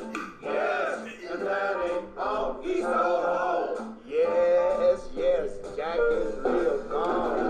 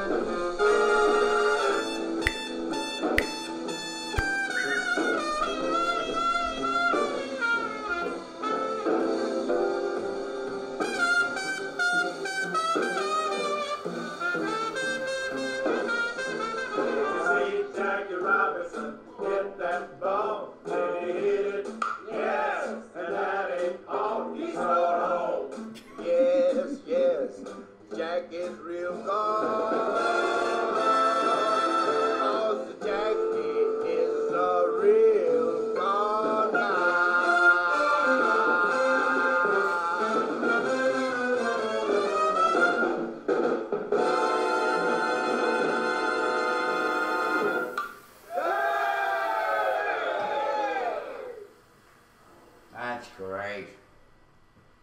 Now, leave it to Saturday Night Live to have some fun with the North Korea crisis and its young leader. Take a look. After much thoughtful consideration and soul searching, I have decided, once and for all, to lift our nation's ban on same-sex marriage. It is simply the right thing to do. It was reported Friday that North Korea has loaded 2 missiles onto launchers on its east coast and is threatening to fire them at the United States. So let this be a warning to you, middle of the ocean. Well, Wednesday marked day 100 since David Davis was elected as sheriff of Bibb County. And he says he still can't believe he achieved his life goal of getting that job. So I wanted to know how things were going for him, how his first 100 days have been so far, and what his plans for the future are as the sheriff's office gets ready to merge with Macon PD. I think it's like breaking in a pair of shoes. You get in it and you get comfortable in the position. And just like that pair of shoes, the first 100 days for Sheriff David Davis has been spent running toward and preparing for consolidation. But don't think Davis hasn't sat back for just a minute to take in the fact he's now the man in charge. It's truly a dream come true. It takes a little time to sort of work yourself into it and realize that, you know, hey, I am the sheriff and I have these responsibilities and this authority to do. While being sheriff does come with the obvious duty of serving and protecting, Davis says nearly half of his time has been spent focusing on what's going to happen on January 1st of 2014. 2 law enforcement agencies becoming one. That's one of the reasons we wanted to start early and sort of make some of these decisions early so that we can have several months to implement it. Some of those decisions include a new badge design, new decals for the cars, updating central records and how it runs, and making sure when Macon PD becomes the Bibb County Sheriff's Office, all current officers stay on the force to help keep you protected. They have a job to do, and basically they're going to do it. But as Davis looks back, first 100 days have really whizzed by, and we just keep doing what we're charged to do. Remember, sometimes in life, you just got to lean back and remind yourself. Just one of those pinch me moments, you know, that you achieve this lifelong dream. And Sheriff Davis added that he doesn't really have a specific plan for the next 100 days, just kind of keep on keeping on. But within the next year or so, he plans to and wants to aim for higher accreditation. We're all so proud of you. Yep. You're back. And we're back. And we're back into the second hour of the morning roast. Irvin's out there with the other walkers. In the last Getting his hour, cup of joe. we decided Irvin's going to be in The Walking Dead if we can get him on. That'd be I great. think he'd be a funny little I zombie. walk slow enough. All right, Sabuki now comes back with, and I guess Sabuki looked this up online. He says, okay, the finger thing is a myth that stems from the Battle of Agincourt. Yes, great history. Shakespeare was the French outnumber the English 6-1. was all about the Agincourt thing. He wrote The about French that. outnumber the English That's 6-1. We won, and the prisoners were ordered to be killed. You the won, knights said, W-O-N, no bowmen Sabuki. said okay. Not O-N-E. After the French spread the rumor about cutting off fingers to stop more joining. Ah. Wow. Agincourt. Yes. The War of the Roses. Thank you very much, Ed, for putting the suggestion of Jackie Robinson hit that ball. A very famous song. Ed's doing a great job. 1949. I'm very proud of Ed today. You know, I think now in honor of Derek doing this, you know, Derek started a precedent on this show. If this show is still around and in existence, you know what It's I'm gonna gonna do? be. You know what I'm gonna do? Unless I'm Let me dead. go. Let me go. You know, now that Derek has dressed up after the movie, I think when the next Star Wars movie comes out, I'm coming here dressed as Yoda. Or some shit. How about Chewbacca? Do not. The precedent's been set. After a movie debuts and premieres, bam, you dress up like it. So when Star Wars Sounds like Episode an 7 comes out, Does that sound good? you sound like a crackhead Wookiee over there. That's a noise I'll make as a zombie. You sound like a Wookiee from Crack Chic, not Cash Chic. You're like, I'm the only talking zombie. Crack. I'm a talking zombie. This is all I say. I'm just very glad to be a part of the movie. In case you guys didn't see the back, here it is right here. Yes. There you go, 42. Yes, indeed. 40. You know, everybody's going to do this. Everybody's going to show 42 off now. And so I'm thinking of digging up my 9th grade football jersey picture with me. Because the one year I played football, when I went to Miller/Central, 9th grade, I was 42. And if I put that picture up, you guys are going to laugh because I had a Beatles haircut. I had shaggy, like Beatles hairdo. I had hair then. I was only 15 years old. That's the first year I started working out. Oh, by the way, I just realized. I was a skinny little guy. When the shit happened. What? What? When did what happen? Oh, no, never mind.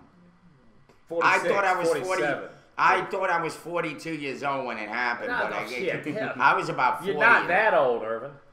I'm 50 years old. I'm going to be 51. But you're not 42 when the Jackie Robinson thing happened. No. I'm saying when I was there during a celebration. Oh, in 97. Yeah. Oh, okay. I thought you were talking No, about... but I wasn't 42. No. There was something related to 42 that I can't remember what the hell it was. Uriak's 42. Uriak. Yeah, Uriak. Uriak's a young buck. How you doing, Uriak?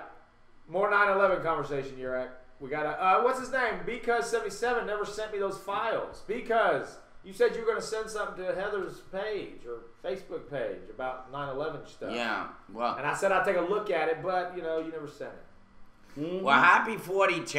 Happy 42 year, I'm right? 44, Yeah, man. there's only and two. Derek's 44. There's Yeah, only 44. there's- Take Aaron's number, by the way. when 44, Chuck Foreman's number, by the way. Okay. Yeah. From the Minnesota Vikings. The great and Chuck 69. Foreman. You know what that means? That's my birth year. That's our Your birth birth year. year, I can't yeah. wait. I hope I make it to 69. Mm-hmm. Just I so I hope can. so, too. Just I so mean, can- I wasn't talking about your birthday Just, there. well, but just so I can really celebrate. that's 69. all right. We'll take that. It's a hell of a Yes. lot cleaner than what I was thinking. Yeah, I really, and like I said, they mainly portray black male actors as like the pistol packing bagger fans, like just so passive all the time due to Dr. King's, past legacy, and it just really showing that, there was, he went through a lot of stuff. At least they showed in detail, which you don't usually see in most films and stuff. Nah, So DJ Mean is back. What's up, Mean Gene? Mean Gene. But let's stay with the movie conversation for a while. Yeah, Because I it's like well. it. Mm-hmm. It's Flippin' Friday. People like to talk about entertainment. We and were movies. talking about But we'll move how around. the British have the double finger while America has one finger. Well, and We then- were then talking I about- went into talking to Anthony Daniels. Another trivia: Anthony Daniels, C-3PO. You know who else he played? Who? Anthony Daniels, who played C-3PO in Star Wars movies. You know who else he played?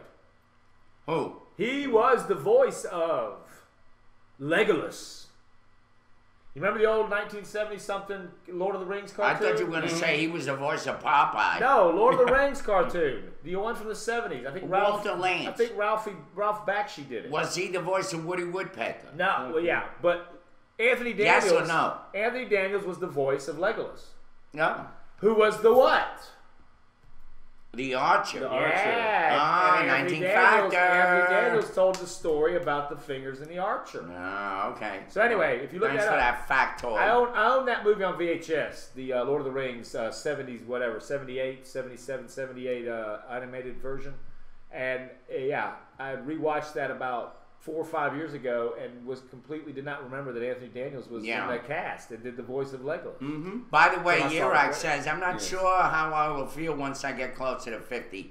Let me just fill you in. You're gonna feel like the best that you've ever felt ever in your life. Because and you I'll made it tell to you 50. why. I'll tell you why. Yeah. You hit the midpoint and Yes. you realize that life is not that neurotically serious. No. You understand? Well, I already kind of realize that now in my 40s. You understand where I'm coming I from? do. with that? I do. Yeah. Life But- is not to be too worried Serious. about Yes. mundane crap Right. that you worry about at 40 years old. Well, no, but, 45. but I've already hit that, is what I'm saying. When I hit 40, I got so who gives a crap about material stuff. Why? It took me 10 years. When you're younger, you're right. You want to collect everything. You can't part with things. You don't gotta really keep your care comics, you gotta about keep your what people toys, think you gotta about keep you. everything. You don't care about nothing except yourself. And you realize, you know what? I'm already halfway done, if that. Right. Especially me with my health. I'm already halfway done. What the hell am I so worried about You're right. in life? I mean, And you you know- worry about things when you're 30, and I Well, can you worry understand about that. things big time in your 20s, I think, the Yeah. most. Oh, yeah. Because you're just out of high school, in college, if you went to college, you're like, oh shit, now I got to go do something Yeah. serious. Yeah. Yes. As a kid, it was playtime. I didn't have to be serious too much. I had school, Yeah. but you hit 20s and you're like going through that really awkward part of I growing know, up. it's really weird. But I have already. Let me interject for a moment. I don't agree with you completely. I don't think you have to wait till 50 to decide that you don't give a shit about things anymore, or you know what's important. It's not that they I don't, think it you don't happens give a shit earlier. about them, but at one time, You know it's not important. I needed to have furniture. I needed to I have need all that. dishes. I needed to have pictures on my wall and all that. Guess what? I have dishes. I have pictures on my wall, but I You've don't got a bunch really of toys. care about them like I used to. They don't mean anything Right, to me. right. And it's like, you know what means something to me? I get up in the morning and I'm able to get out without having to have all this nausea Right. from all these pills that I have. Or you don't. That's have to- enough. That's right. You don't. That's have to, enough. You don't have I to wake grab up a going, crutch please or a God, don't give me frame the or- nausea. Yeah. And then also, I would suggest that you not be overweight. That you really, you need to cut back on your weight, because by the time you're 50 years old, your body's lagging a little bit. And I thank God that my weight is down, although it happened in a way that I wouldn't suggest anybody do. Right. But I have no weight on my body. I literally weigh about 103 pounds. Right. I mean, all right, I'm only 5 feet. But because of the fact that He's I don't actually have so 4 much foot two. weight, it helps 4 me foot sleep 2. better. No, you sleep better. Oh yeah, of course. And when you get up, you can pop right out of that bed. Right. You know. Well, I don't, you know, tell you the truth, I up to this age, I still feel like I felt in my 20s. The only difference is now I'm finally getting a few like little aches and pains in my back. Don't worry, be happy. I'm You're still right, the damn same immature guy that I was when I was in my 20s. No shit. Yeah, but you know the aches are finally coming. That doesn't now. surprise The aches me. and pains are hitting, but yeah, I feel pretty good, and I'm on hell. I'll be 50 in about 6 years, and I think I'll be all right. So we'll see. No, look at that. You never Eugene, know. you're ahead of the curve. What did he put up? He put up "Don't Worry, Be Happy." Bobby McFerrin. A video. Look at what's out there. Yeah, well, that's once again preview 42. Well, that's the big movie this week. That's obviously going to be the big box office moneymaker. Yeah, well, Yeah, so, they got but the you know, video but you on know there. it has You can- competition. They have Scary Movie 5. Oh, who but- cares about those scary movies? Those are stupid movies. Well, yeah, Wow. I just hope it does win in the box office race this weekend, because I'm telling you, and I'm speaking specifically that, don't do like you did Red Tails last year. Don't you do it. All right. Well, this is a telling little. you. This is a little bigger level than Red Tails. I bet. I mean, I never saw it's Red around Tails. it's around the same. No, but what I'm time saying is this period. has a bigger whole. This 42's got a whole bigger star power thing around it, Well, yes. doesn't it? Than Red Yes. Tails does. Yes, it does. I mean, this is 42 is going to be taken a little more serious because it's out there for everybody. Yes, because Red Tails is kind of like a little But basically hidden World War gem II. kind Yeah. of thing, Mhm. you know. But anyway, there we go. Urban's which I being really happy. yes.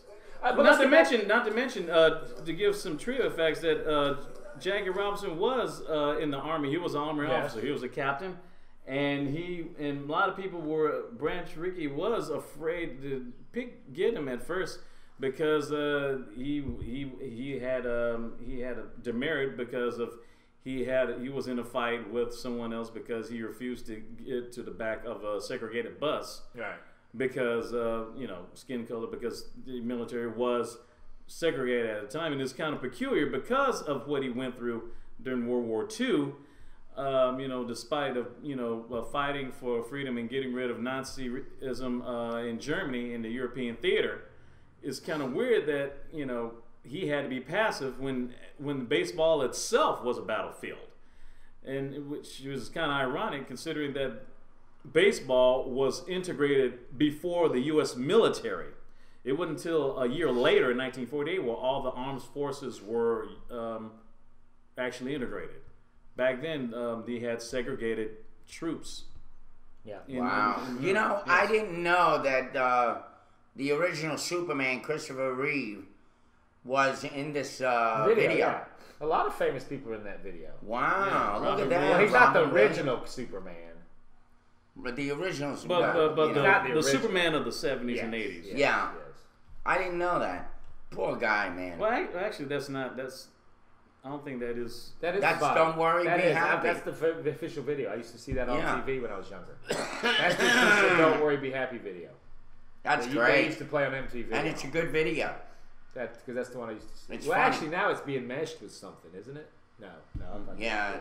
But yeah, so it's the morning roast. It's 9:19, about 53 seconds to the AM. It's Anthony Harris. And we're Martinez, talking about Derek Barrett, making karaoke. We're talking about movies right now. We're just kind of going flippantly here. 66 And degrees we're outside. talking about just not needing to keep things. As you get older, you know what's more important. You realize what's important. That's what I try to tell some of these movie people, These people around here, some of these people around here act absolutely, and Terry will It's not that understand. serious. It's not that serious. Terry Wilson will vouch for this.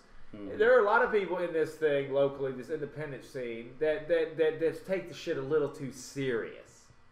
And I don't mean that you go and you just F off. No, you should take things you like to do serious.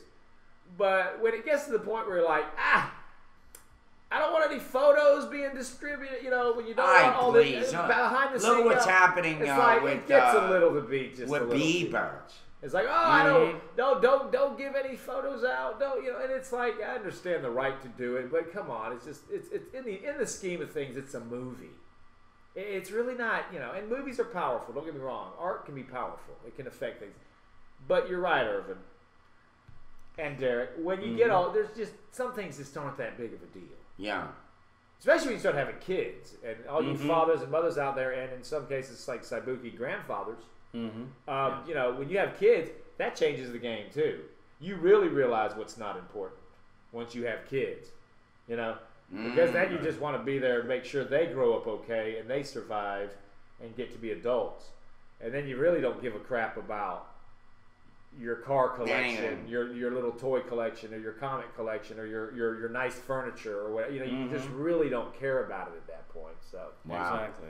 Check this out. We got a little bit of news over here that I think you'll be interested. Is this from the Cat Cave? And this is from the Chat Cave. Chat Cave, not the Cat Cave. Whatever. All right. A group hoping to prove alien contact with Earth has tapped former U.S. Representative Carolyn Cheeks Kilpatrick to help convince the federal government to acknowledge the existence of extraterrestrial. The Detroit Democrat and former Mayor Kwame Kilpatrick will help preside over 30 hours of congressional-style hearings, April 29th to May the 3rd, just 3 days short of my birthday, at Washington National Press Club.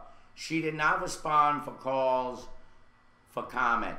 Dubbed the Citizen Hearing on Disclosure, the public panel pledges to expose evidence of extraterrestrial vehicles and a government effort to deny sighting of such craft commonly called UFO.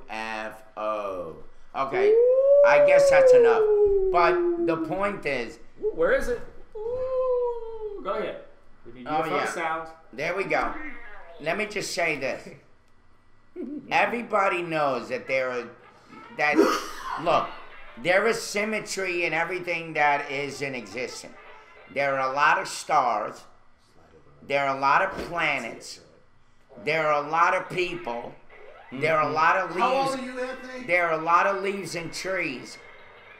There are a lot of go on, we hear you. Animals. There are a lot of everything. When you there's a lot of rocks on a hill. Everything has symmetry. Yes. Why can there not be a lot of Earths? I mean, it's common sense. Yeah, it is to me. You understand? It goes back. It is very vain and egotistical to think we're the only life forms out there. I mean, and everything else is just a bunch of rocks. We all know there's other life forms in this universe. Now, whether there are other forms like us, the possibilities are higher than not. But the thing is, do you think the reason why you don't see too many space aliens coming to Earth because we're kind of like the Forrest Gump of planetary the universe? Yeah. Well, you think the aliens just don't want our box of chocolates? I think they're the Forrest Gumps. Okay. They're not the Forrest Gumps. You think so? You think the aliens are the Forrest Gumps? They are. They think we're the Forrest Gumps. No, they're the fun. By the way, I didn't even know that Russia had landed a Mars lander back in '71. So you think about that for a minute. We've been in the space ministry. It just wasn't as successful as the It wasn't. I mean, it crashed. It never happened, Irvin. Have you seen Capricorn 1? Oh, I saw that. It never happened. Yurak, what do you think of Capricorn 1? We had this conversation at your cat cave, too, a little bit. You think that really happened? Landing on the moon. Landing on a stage and then pretending that it's... And O.J. Simpson's in the room. Is he? No, remember Capricorn 1? O.J. Simpson was in that movie. Mm-hmm. Oh, yeah. Is he in that movie? Yeah. Oh, O.J. Simpson's my God. in that movie, yeah. And the Towering Inferno. And he denies till this day that it was a fake. Well, he's got his own conspiracy theory about the murder of his ex-wife and Ron Goldman. You know, those gloves ought to go on sale in that he had. No, speaking How of much things, money would they speaking make? of things people don't need to have. He's Right. wearing Well, the gloves. You remember that whole scene? Yeah. Well, that's How about that's that? kind of what got him off. Talk about a 180, yeah, from Jack Robinson. Talk to about a O.J. guy Simpson. getting away with murder. That's true. That's kind of. Let me tell you, we ought to get O.J. Simpson and Clayton Sutton together, because both of them got away with murder. They'll be buddies. Interracial connection. 19 factor. The 19 factor. I'll be on The Walking Dead next Anyway, what do you think of that, guys? Is that nutty or what? Very nutty. They actually picked nutty this like woman. Nutty like a bowl of planters. It's boy. very Just Nutella. Yeah, It's yeah. very Nutella. They're going to talk 2 about tons of UFOs. I bet you they're going to bring up that picture with the guy with the gigantic eyes. Look, I could look like an extraterrestrial. Dude. If they Yeah, just make your fingers long and be just like E.T. Wait a minute. Yeah. I'll be doing this to the panel. That's right. Ouch. That's what Anyway. Anyway. Speaking of some crime. Speaking of Bup Shit Creek. Yes. There's a British grandmother by the name of Lindsay Sandiford who has lost her appeal against her death sentence in Bali. Is she related to Sandiford? No. No, Sandiford. Oh, Sandiford. So did Sabuki send you this? It was, I think Ed sent it to me. All right, Ed. It was or DJ. It was somewhere near. And but anyway, she lost her appeal against her death sentence in Bali for smuggling 1.6 million pounds worth of cocaine in the Indonesian island, which was about $2.5 million American dollars. Boy, she was snorting. Oh yeah, a Well, spokesman. no, she was selling it. Selling it. She was snorting some of it Look too. the way They she use looked. it. She wasn't snorting anything. Aw, Yeah. poor baby. A Look at her. spokesman for the Bali High Court announced that the court had rejected an appeal from the 56-year-old woman from Cheltenham. She was convicted by a district court in January earlier this year and sentenced to face a firing squad. Oh, the my court Lord. spokesman said the verdict was decided last week. They don't play over and those countries. with that They sure stuff, don't. man. Sandiford has 14 days to appeal to the National Supreme Court. She was used as a drug mule and was caught smuggling cocaine in the lining of a suitcase from Bangkok to the island last year. She got a death sentence despite taking part in a sting after her arrest, which resulted in the arrest and conviction of the smuggling plot's alleged masterminds, who got lighter sentences. When the death sentence was first delivered, the judge said Sandiford had damaged the image of Bali as a tourist destination and weakened the government's anti-drugs program. I don't know why she didn't get a Bangkoki person. Is that what they call them? Bangkoki? Bangkokis. No, that's Thai. Because we're Thai. talking about Bali. Bali. But the thing about it is, how does this stuff ever work out? These people usually always get off. They do. When they get caught in other countries like this, because then that country that person's from goes and interferes, their ambassadors go over there, they do some talking, they do some schmoozing behind closed doors, right? They make some deals. And then, remember the case of the girl, the American girl, and her French boyfriend, I think? Yeah. Charged of killing the guy, the girl. Yes. And then she did time, and she finally got off. Correct. But then they brought her back. Did they? Yeah. For good? Is she in You again? see what No, doesn't they make had to sense. have another trial. Okay. Yeah, they do a whole other But trial. the thing about it is, that had something to do with some American finale. Okay, getting her out of there. DJ Mean just sent me a link. He said the lady was humming this tune. Oh, Yeah, turn Cocaine your by volume up. Eric Yeah, Martin whatever. She must have been. Wow, But that failed. But- here's the point. But here's the thing Here he about goes. the plots. British person Julian Ponder, 43 years of age, Breton. Julian Ponder. was the plot's alleged mastermind. Was sentenced to 6 years for possessing cocaine after initial accusations of conspiracy to traffic drugs were reduced. His partner Rachel Dugal, who's 38, got 1 year for failing to report a crime, while a third Briton, 40-year-old Paul Beals, was jailed for 4 years for possessing drugs. So I think they just basically got lighter sentences if they just pin all the stuff on her. 6 years. In this country, she would have gotten minimum 10. Yeah, Here's the other thing. Well, no, Let me she's just gonna- they wanna remind put her you. to death. That woman was obviously going to get caught because there aren't that many people that look like her. So Well, that's why they thought they would automatically get it's away going to with it. raise some feathers. Well, that's why they thought they'd get away with it. It's the Right. opposite. They But- thought no one's but- going to think this old grandma. But I know. Yeah. But that's the whole trick. And that's what probably they suspected. It's kind of reverse psychology. Yeah. They said this old white woman Yeah. around here in Bangkok, wherever she was. Old white British woman. Let's check her out just Yeah. to see. Because it's See, kind of 'cause now- odd to have a woman like this running around. Yeah. Now with the a big Taliban, ass suitcase. Now the Taliban, Al Qaeda, and all those terrorist cells. I hear now they're using really redneck Southern white boys to start just doing their suicide bombings. Mm-hmm. That's why I kept thinking about. That's why I kept. No, I didn't hear that. But go. Okay, but I was just thinking I wouldn't be surprised because that's why I thought when Timothy McVeigh was talking about, Right. said it was just the beginning. After he got killed, executed June 11th. But I tell you guys, 3 months before 9/11. we talked about that, and I don't think he meant it as some kind of hint, That he kind of- made. I think he just said a blanket statement that this is not going to go away. Yeah, that's which, true. which he's probably right. It's not. Well, You're Mark gonna continue to have Lagueros, who did the OJ thing, said on CNN he was guilty, but it was never proven in court. What did him in was the whole collectible sale thing. Yeah, well, that's the same thing like Al Capone. He was known for killing people, but the only reason Tax he got evasion. caught, because he didn't pay his taxes. Tax evasion. Yeah. Well, also that stupid guy wrote a book saying, "What if I did it?" Well, yeah, Remember that's that? true. Yeah. Yeah, OJ, Yeah. well, that was stupid That on was his part. ridiculous. And I bet. And plus, don't forget he was caught liable in the civil case, which really doesn't mean a thing. Which basically means, hey, we still think you're guilty, boy. We just can't find can't anything prove it. Yeah. we just can't put you in jail for it. What wasn't Yet. Wasn't he in that movie Airplane? I think that stupidity stuck on him. Well, he, like Eric said, he was in Towering Inferno. And Yeah, that was just Capricorn dumb. he was One. in all three of the Naked Gun movies. Yes. Leslie Nielsen. It's kind of messed up. That was his last. He's a last terrible contribution actor. to society. What a horrible... You know what he was? It was O.J. Simpson playing himself.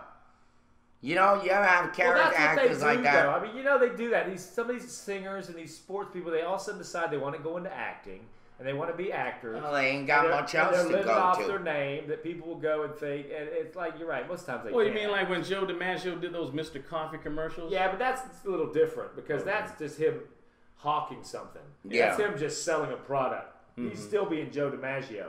In the case of when you get these musicians and actors going to act, musicians and sports figures going to act, they have to act like other people. They're not playing themselves, and that's what about 9 times out of 10 they're not good. That's true. Because Well, because there they are have some to exceptions. act. I mean, Well, what do yeah, you think very about Chris? few. What about Chris Christopherson? Who, He's hit or miss. I do like some, but he's not that He was great. a bad singer, and He's he not looks that terrible great. in a beard. He's not that great, but he's done some good movies. But now I do think Well, Barbra Frank Streisand. What about Sinatra. Barbra I do think Frank Sinatra was a good singer actor. Frank Barbra Sinatra. Streisand? I hate Barbra Streisand all around. I can't he was stand her only singing. good in one movie. What Who? was it? Frank? Frank. You No, talking he was good in a lot. I know, but in one movie He in was particular. good in The Man in the Golden Arm, which I hear they're remaking. The one about the hair. He's a What heroin about the guy. one where he won an Oscar in? Yeah, From Here to Eternity. From Here to Eternity. He was good in that. He was good in Man with the Golden Arm. Suddenly, y'all ever see Suddenly, where he Yeah. plays the guy trying to assassinate the president outside the window of the house? Yep. Yeah. Suddenly, he was good in that. You know, Sinatra could be a good actor. He's all right. He's but, a case- but I liked him but- better as a singer. Well, he was, of course. It was hard to look at him and be serious about him Right. playing that character because he's Frank Sinatra. Right. And there were just some people like Herman Munster. Right. You know? Although I will say that Herman Munster in My Cousin Vinny Yeah. Oh, Fred Gwynn. Fred That's his real Gwynn name. was really cool to look at, but you know, you're looking at him going ho ho ho ho like Herman Munster. By the way, going back to Joe DiMaggio, you just mentioned him. We got a picture of you guys can't see it as Marilyn. Marilyn We got a Monroe. picture of Marilyn. Do you know till this day? Tell me when it's on there, guys. Yeah. Well, do you know till this day there is a? Is it on? There you go. Look at our Yeah, Marilyn right there. picture. I The love quote, this was the poster we gave to Irvin, Heather. And That's beautiful. Heather and myself gave to Irvin. We were cleaning up. it. Yeah, I love it. I love So that Irvin was poster. hanging Marilyn in the nut house. Well, here's the irony It of says that. it's all about make believe, isn't it? Here's the irony behind that. Tell me when it's right. I she's had a a lefty. I had a collection up in Lilburn. Yeah. Anybody that knows me long Right. enough, Right. I think Eugene came to my house one day. I had a collection of Maryland posters all over my house. Right. And I had an original Maryland picture. Of course, it was you know, a lot of them were made. But I had all these Maryland posters and all that all over my house. Finally. And so I'm a big Maryland fan. Also, I just want to make the point, which is taking a roadmap to get there. But do you know that till this day, that he put it in his will before he died, that there must be flowers At her grave. at her grave Every birthday. every birthday. Yes. And it's still Somebody going always drops on. them off. Unbelievable. Unlike the mysterious Talk about person, true love. Unlike the mysterious person who used to go to Edgar Allan Poe's grave Yeah. in black, they finally stopped doing that. A few years ago, that person stopped showing up, or somebody. But you Yeah, know, Edgar must Allan have died. Poe, Edgar Allan Poe, they would do the same thing. Right. For the longest time, someone in black, like a woman, I think, a woman in black would show up and at some time of the day and put flowers on Edgar Allan Poe's grave. But this is part of his estate, which still makes money, because how do they make money? I guess baseball cards and memorabilia and all that. Autograph photos. That autograph photos and all that he has license to, and his estate gets some money. Well, at least part of it. Well, if stuff like that is going to be put in a will by people that important and well known, then you know it's going to be stuck. Oh, I didn't know he was in Pet Cemetery. Yeah, Frank was in- Wynn is yeah, in the the fir- first. yeah, the first- So what Pet did he Cemetery. play? A big dog? Or No, what? he's like the caretaker guy, right? Yeah. He's Oh, is like that the right? guy. He's like the guy. I hadn't seen that movie. Did he laugh? Ho, ho, ho. No, I don't think so. Joe Biden's voice. Anthony believes in the black helicopter crowd. What does that mean? All right, Vorpal, you Yes. say the stupidest thing. All right, they Well, say people who are left-handed are very intelligent. Guess what? Left-handed when you write, or left-handed when you masturbate? Left-handed. Left-handed. By the way, because isn't you're this controlled by funny? your right-handed, I was- right by your right side of your brain. So Yeah, exactly. If anyone tells Well, you I'm not right-minded. right-minded, yes, we're automatically right-minded. Yeah, So, right-minded. Well, By- we know Vorpal Bite's not left-handed. He's a We know for moron. a fact Vorpal Bite's not Yeah, he's a big left-handed. fat righty. He's real righty. Oh, by the way, and he's also right too in politically. Oh, but Well, that's what I was getting at. check this out. I wasn't. So, Sabuki, I don't know what. My goes- mother and my father were both left-handed. Every single one of my brothers and sisters are right-handed except for me. Well, my mother and I are left-handed. My father and my sister are righties. Your father and you were left-handed? No, my mother and I are Oh, left-handed. that's cool. Imagine how bad of a conversation this would be to so many people's eyes if you guys were having this conversation and I just was a guy that had no hands. Like, what if That'd be what terrible. if I was younger and I had nubs Had and I didn't have my empathy. hands? And you'd be sitting there all and then jealous. I'm on the show, and then you guys are going on about I'm left and So I'm are you- right-handed, and I'm No. just thinking, you lucky bastards, I don't even have either. No. What I would say to you is, are you right stumped or left stumped? Right. Everybody would, the politically correct world would be all pissed Ah, off. Sabuki okay, says, not politically says correct. Sock What tongue. if Anthony had no tongue? If you try, you can beat the lefty out of him. I did Well, know- they did. They did in ancient figure times out a way because to talk. left-handed, right-handed means Dexter, and left-handed means sinister because they thought you were evil if you were left-handed. All right, But my middle name is Dexter, so go figure. But I I'm want you to try something, Anthony. Yes. I want you to talk as though you didn't have a tongue. But then the show would lose a lot. It'd be really quiet. Urban's even said that. Urban's even said sometimes, Anthony, when you're not here, the show just drags. Right? You said that. Did I sometimes. ever say that? Yeah, Yeah, I you said. said. So you need me to be loudmouth sometimes. Yeah, what the hell? And besides, The Vocal show Bite, works only with what all else three are you of gonna us. So, say? like, the total package has to be here. You know you have fun while being on our show, Vocal Bite, because we He said the allow you bitch to was- be an absolute a-hole. That's funny. He said- Stupid as just about as stupid as they come, Vorpal said and we allow you to be that. Vorpal said the bitch would whistle like Harpo Marx. He's right. You guys be talking, I'd be like, you know, when Harpo would do that shit to try to tell them what the hell was Now up. that's funny. Yeah, that is. Vocal Bite. I love the Wow. Marx Brothers movies. They're my favorite comedians, I Wow. think, of all time. I love Vocal Mark- Bite, but Mark's sometimes funny. he gets on my nerves. Vorp. All right, Two let me fingers see. for Vorpal Bite. for V. 2 fingers for Vorpal bite. All right, southpaw. That's you, right? Yes, that's me. That which means left-handed. Buzz Southpaw. 77. Yeah, all 3 of you need to be there. Yeah. For what? Before the show to go the way it's supposed to go. Oh yeah, no doubt. Oh Don't boy, that speak. felt good. Hello. You see that segue? You said no doubt, and we're talking about my tongue being cut out. So then you said There no we go. doubt, and I said don't speak. Well, lefties are of the devil, apparently, according to Earth's storybook. They are. Yeah, You devils, you're all devils. Due to the Inquisition. Yeah. Especially due to the Inquisition.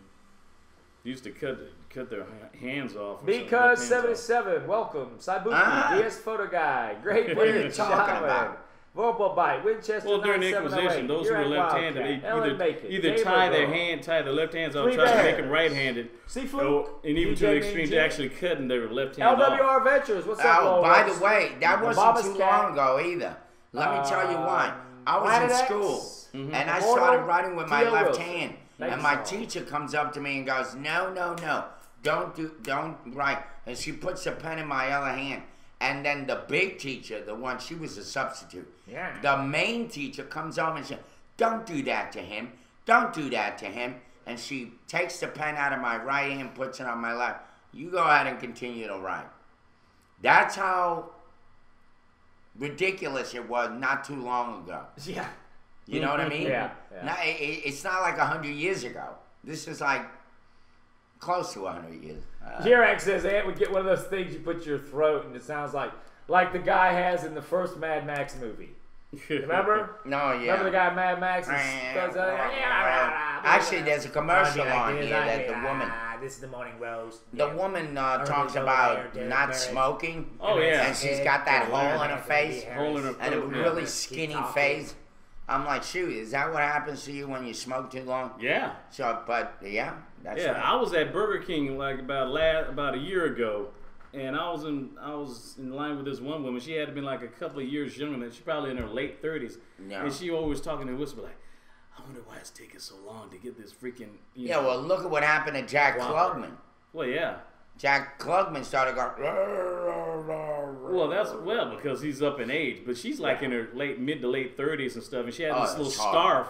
She had this little scarf, and I just it kind of To cover it. to cover up the hole in her neck, and it was. Yeah, did the really scarf gross. ever go in? I didn't see too much, but it did kind of. She Well, sucked up the scarf. when she It's a breathed a magic little trick. bit. Watch. And she starts pulling it out of her Ugh. mouth. It's like, And a rabbit comes out. and then she starts doing the That's floss nasty. thing. Don't take that footage of me going. We are so politically incorrect. The words of Anthony I Harris love are it. his and his alone, and does not. And this little shit comes out of her throat. Hello. Wow. It's called a stoma, isn't it? A stoma. Yes. A stoma. Oh Lord have mercy. Well, since I'm in costume, might as well go ahead and get in the way. Get this out of the way. I got some sports for you. Yeah, do sports. The Chicago Bulls stops the Knicks streak Lord. at 13 games in a row with defeating them 118 to 111. The OKC Thunder beat the Golden State Warriors 116 to 97. Wow, this is crazy. And also, speaking of other sports, the Masters went underway yesterday. One of the biggest golf tournaments in the PGA this year. The Masters just started yesterday, and with Tiger Woods finishing his first round with 2 under 70. Which is, I guess, not bad so far. Oh Lord. So I guess Tiger maybe was on a comeback. Hopefully, who knows? He's coming on somebody's back. Boba says, Anthony, you're supposed to whistle when you do that. That's Yes. right. Oh. It would be like this, right, Borp? Yes, Yeah, the Masters will continue later on this I'm weekend. Sorry, I missed Oh, everything she you could said. drink. He could. So, Derek, who's ahead? Go like this with the Who's coffee. ahead? What do you think of that one? Yeah. Woo. Let's see. All two of us are going to get one of those damn stomas because of this thing we just did. I think Mickelson is. Who? Mickelson's ahead? Yes. Yes. And Tiger is so far in tied for 13th, next to Mark Leishman and Sergio Garcia. Now that's a really boring sport. Well, Mark Leishman and Sergio Garcia. Golf they're is a really boring sport. Yes. But it's in Augusta. I just want to give props to Augusta. Yeah, that's the big one. That's one of the Which, big by ones. the way, in 1997, Tiger Woods won his first green jacket when they had the 50th anniversary of Jackie Robinson's. I didn't know that. Yes. Very awesome history fact. Mm-hmm. That is that another conspiracy? Is that another coinkydinky? Oh, you mean Tiger 50 Woods? years. He 50 wins years? the first green jacket at the Masters when it's the 50th anniversary of breaking the barrier. He was the Sweating first, like a first, But you know, they'll never first give person of color to They'll win never golf. give Tiger Woods that good of a movie story. No, He's not too only much of a exactly. fuck-up. He's got 25 women that he's Yeah, banging. it's like they're never going to give him that because Jackie was supposed to also be a very honorable, respectable guy. Yeah. On top of being what he was as a good player and a great baseball player, he also was a stand-up guy. Mm-hmm. Yes. Unlike Tiger Woods, no one wants to see a feel-good movie about Tiger Woods. Yeah. I mean, down the line. Yeah, they'll feel in bed good, with all some, right. bed with some Hooters waitress or something. They'll feel good. So, there you go. Yeah. Anyway, Tiger Woods. And by the way, there's this Chinese kid that's now playing. Very young. Chinese kid playing And golf. they're really saying this kid may be the next Tiger Woods. Well, they already have a Tigress Woods, Michelle Wee. You know, she's from the LPGA. Tigress Woods. Yeah, she's a tall Asian woman. She's a 6'1" Chinese female. She's like in her 20s, and she's you know, she's getting up. She's doing well. And speaking of fake sports, might as well go ahead and get this out of the way too. Friday Night SmackDown is coming on the Sci-Fi Channel, brother. Not to mention a year from now, this month, WrestleMania 30 is coming to New Orleans. Oh my God, we're talking that fake sport again. April 6th on pay-per-view. Make sure I don't go. Yes, WrestleMania 30 in New Orleans. I guess they got all of their, what do you call it? What's the big card on that? They're finished with the script. Yeah. They don't have the big setup yet, the big match for that? They haven't had a big setup yet, but I'm just saying people are getting ready. Louisiana's getting ready for that. You let me know when the script starts reading like this. Paul Bear's ghost comes back and starts managing somebody. Yeah, exactly. Since Paul Bear just died, so when they bring that script in, will they bring the ghost of Paul Bear back? Yeah, wouldn't that be great? Tell me that. And he starts to beat the crap out of his opponent. Go to the surviving members of Paul Bear and go, look, will this be tasteless? If we bring in a character which is the ghost of your ex-husband or father or whatever, whoever he was to the family, and they did that and they brought in a script like that to where this hologram version of Paul Bearer comes out, yes. Well, and he's of course the ghost, and the guy's really dead. So. Wow. Feel free to take that storyline from me. I don't know, but it'll make a great movie, I guess. We should have known Tiger Woods was going to be what he was because it's in the name. Tiger Woods. It's funny that they call it Devil Ball. No, the whole time this guy had a name, and of course we shouldn't be surprised that he's out there with his wood acting like a tiger.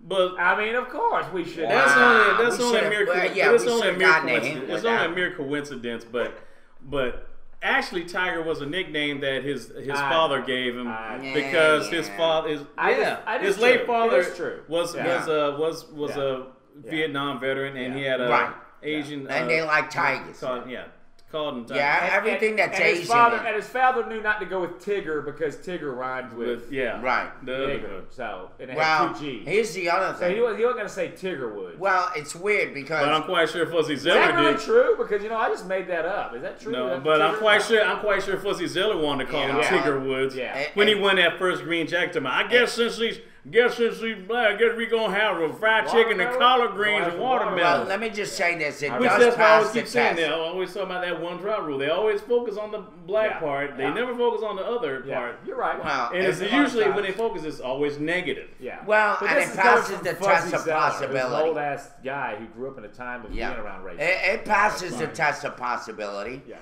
But which is why I took it serious. But Tiger Woods, you ever notice that a lot of the Asian culture, they believe in animals and all that stuff. I don't know what they believe in. Yeah, the horoscopes are all the And animals. so The he's cock, lucky the he horse, didn't get, the dragon, you dragon, know, ox, tiger. horse woods. rat. Like, remember, Horse woods. well, you Yeah. remember, Yeah. you remember Bonanza? Cockwoods. No, What remember if they named them Bonanza? Cockwoods. Yeah. Oh yeah, cock. Actually, 1969 is the year of the cock, so we're That is. I am the year of the cock. I know that. And I've been called a dick Is many it? times.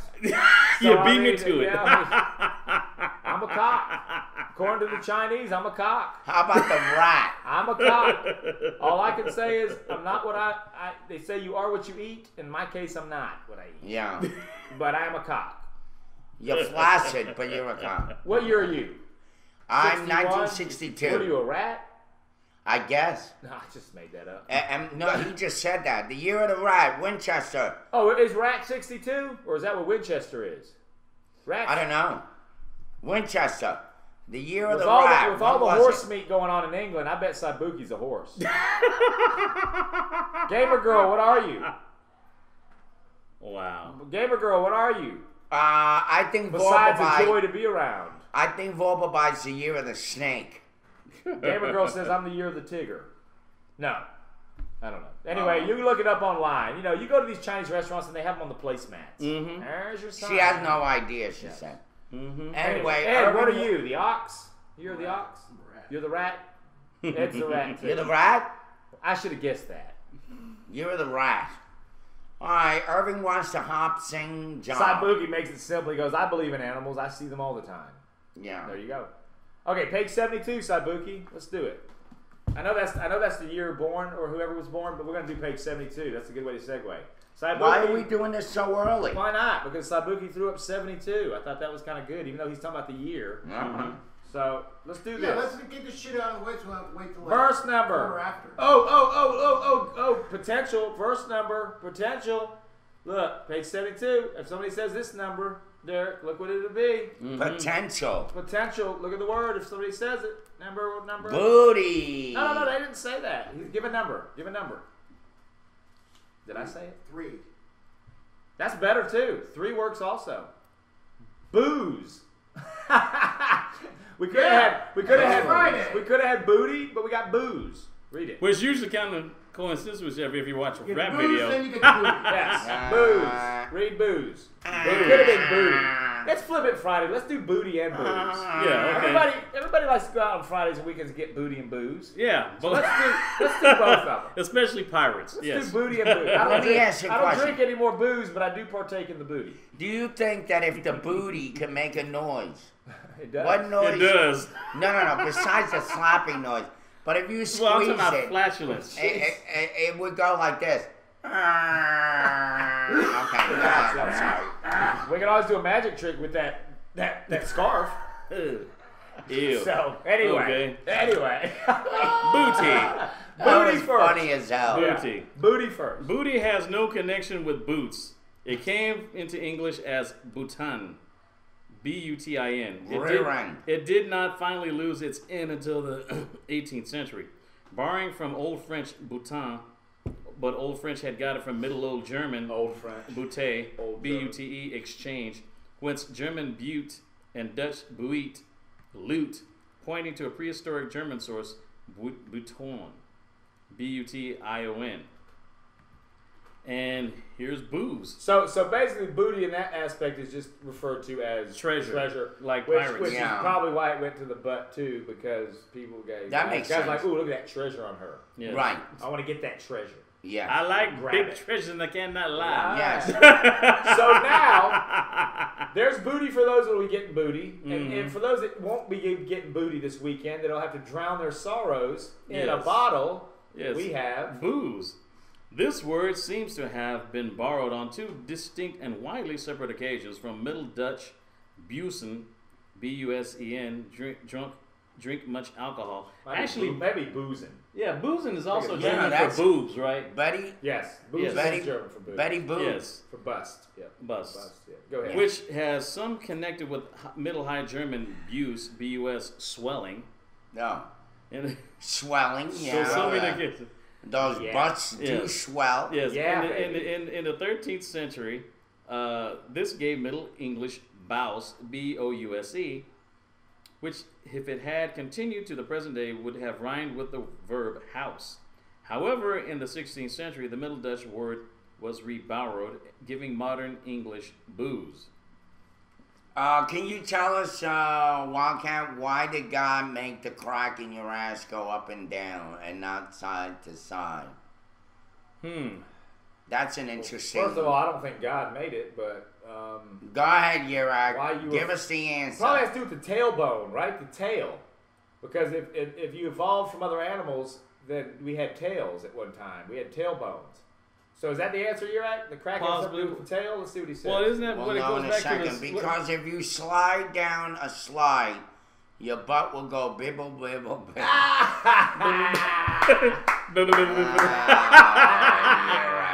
That's what the cat cave brings. Plus, also, doesn't that was close isn't to that same stupid, but it's funny. true to my shit rolls downhill? So it's not side to side. Thank you to Saibuki for Thank sending you, us Dictionary of Word Origins, and that's where we got our word of today. It's by Thank you for the joke. And today we had booty and booze. And if you guys go out there this weekend and party, make sure you're safe with both the booty and the booze. Yes. So. Wow. What are you doing over Ed, there? you can take some pictures of us it's and stuff. already almost 10 o'clock. Man, this is a flying. It's almost 10 o'clock. We're not going to have an Eat Your Words today because I left the book in Bryant's car yesterday. Of course. But unless somebody pulls an Eat Your Words up off of the computer. Chatters, do that. Chatters, somebody take the time. Go find like a cut down by someone famous to another famous person. And when do you guys pull up a Eat Your Words for us? That'd be awesome. If you guys that would be good. Just Mark Twain had a lot of good ones. You can pull something up by Mark Twain, like how he said the only criminal class in the nation is Congress. You know, like that one and stuff. Your dad told you, huh? That was funny. My dad told me what? Oh, okay. There's a moment of father and son laughing together. I love it. Magically delicious. I do have some local stories. Some let's do local news. This is what I by talked Liz, about when I got Liz in Baby. here. Yeah. Oh, you did? Remember I said when I was driving here, people were rubbernecking because of the wreck. Oh, yes. Is that what you were experiencing? This is it. Southbound lanes of Interstate 75 reopened about an hour after a 6-vehicle accident shut down the highway south of Pierce Avenue at about 7:50 a.m. Macon police are investigating what appeared to be a chain reaction accident on the slick road that sent at least one man to the hospital. An ambulance picked up the 27-year-old driver of a pickup truck that had damage to the front and was hit from the rear. At least 2 wreckers were needed to clear vehicles. Yes. The Georgia Department of Transportation sent out a major alert urging motorists to detour at Interstate 475 as cars and trucks had been at a standstill for several minutes until the road could be cleared. All right. Derek, do me a favor. Since you were able to pull up Macon.com and I didn't see yesterday's paper, can you get to the article about yesterday? There was in yesterday's paper about the View, about the 42 screening Wednesday night. Because I never read it. How are you getting past that whole thing? Well, it was given to me by Ed. Yeah. So if you can get that, it was a story in yesterday's paper about. I just want to see what the hell they said about all that. This is maybe it right here. Oh yeah. This is right here. Yeah. Warner Brothers, read some of this. I just want to know what the hell how they addressed the politicians. Well, some Macon residents were treated to early 42 screening. Warner Brothers, the studio that made the Jackie Robinson biopic 42, held a special screening at the Amstar 16 Theater Wednesday night for local officials and people who were involved in the movie. Yes. Okay. And yes. Wednesday night, who were involved with the movie. The film depicts the life of Robinson during 1946 and 1947. Who's that? Did you see anybody? Well, that's the line early on. That was the line early on Wednesday night. We weren't even there yet. And Heather and I didn't get there till 6:40. That's probably taking around 6:20. Several segments of 42 were shot in different parts of Macon last June, with hundreds of locals working as part of the production. The movie, which stars Chadwick Boseman, Harrison Ford, and Christopher Maloney, appears nationwide today. Yes. All right, well, 1 minute away from break. And it's good because I'm getting angry. Why are you getting angry, man? Because I wasn't there. Oh, it's okay. You'll go see it now. It's in the theater. You don't have to be there, man. You don't have to see all those politicians and all that crap, man. Anyway, when Anthony was born, his mother said, "Look, our cute little treasure, Vorpalbite." And he grew up to be a big booty, a big And ass. Anthony's father said, "Let's bury it." Well, I hope my dad at Ass- least. Verbal bite. I hope my dad at least knew how to spell bury right. Bury Yeah, that's right. true. Like Verbal bite.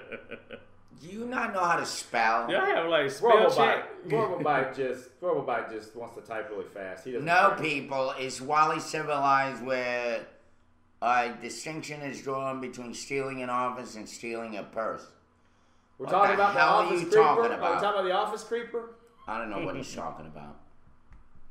It's naive to think that social justice is about exposing injustices so that the good people of America can eliminate them. Unknown. I don't agree. I was about to say. What I is do your have- thought? I don't agree. Yes, And not only that, What do you say? if that was such a smart saying, why don't we know who the person is? Actually, I do have because it's anonymous, it's not. It's smart. 10 o'clock, but I do have a update on the Haken brothers. Yes. Which they had originally had an Amber Alert for them earlier this Yes. week. Did they find them? Yes, they found them. The two boys who were kidnapped by their parents, and they tried to. Oh, yeah, their yeah. parents tried to That sail guy away. looks like a freak. The parents tried to kidnap their own boys and tried to sail to Cuba, but it was a way. I want to look at this guy's face for a second. Yeah. Could you imagine that's what put you to bed? But that's the grandfather, right? No, those are that's the the parents. father. Okay, but the grandparents had custody of the kids? Is Yeah. that- okay. Yeah, the grandparents Boy, yeah. had custody of the Screwy kids. boy. Well, the guy looks like he was ready to just pull some. He some looks like that Thoreau. kid that shot He was everybody ready in to the go pull theater. some Thoreau or something. Go out there in the wilderness. and Why do did the they? woods. You know, I think some of these guys fake it out. They open up their eyes like this, so that they can look really nutty. But look at that guy. Doesn't he look crazy? Well, I think Well, he's maybe just because scared he's shitless 'cause maybe he's being scared arrested. shitless, and plus maybe high on meth or something. Yeah, Jesus, some- he some looks of like those- that guy that some of shot those- everybody. Unlike me, Irvin, some people don't like to be arrested. I'm smirking because I don't care that I'm arrested for what I was arrested for because I'm proud of it. Yeah, because you're This guy's arrested for something scared with to a good shit and back. It's why his mugshot looks like this. thing. I can't believe I got caught. It's the same as James Holmes, the shooter at the Dark Knight movie theater. Remember his shot? Remember James Holmes' mugshot? Yeah. The guy who shot up the Batman movie? Right. His was like that. Yeah, Scared shitless. and looking. yeah, exactly. They're all like this. Well, yeah, because they don't know what the hell's going to happen to them. They're just being locked up. He's like, Yes. oh hell, I'm about to go to I jail. mean, I think it's weird. You know, some people Their that eyes smile start at them popping out know of they their didn't do heads. anything wrong, and they're like, They you know. they all look like they've got thyroid condition. Right. It's ridiculous. Well, actually, the I think grandparents it's an have- act. The grandparents of Chase and Cole Haken have legal custody of the two boys. Their parents, Joshua and Sharon Haken, were charged with kidnapping the boys in order to remain in jail without bond. Judge Walter Heinrich ordered them to have no contact with any of the victims or witness in the case. Thank you. They'll face a judge during a pre-trial detention hearing on later today, until they can be ordered to remain in jail without bond until their cases are resolved. Yeah. Well, it's 10:03 a.m. right now. As Ed likes to say. Time for a I break. just want to respond to LWR Lawrence Register here. Low register. Low Register. I know. Don Rickles said to Johnny Carson, "Nobody likes you." Do you know? I saw that show when it was Which show? when it was actually happening, the Johnny Carson show, and that was a funny line. And LR Ventures, which says your age.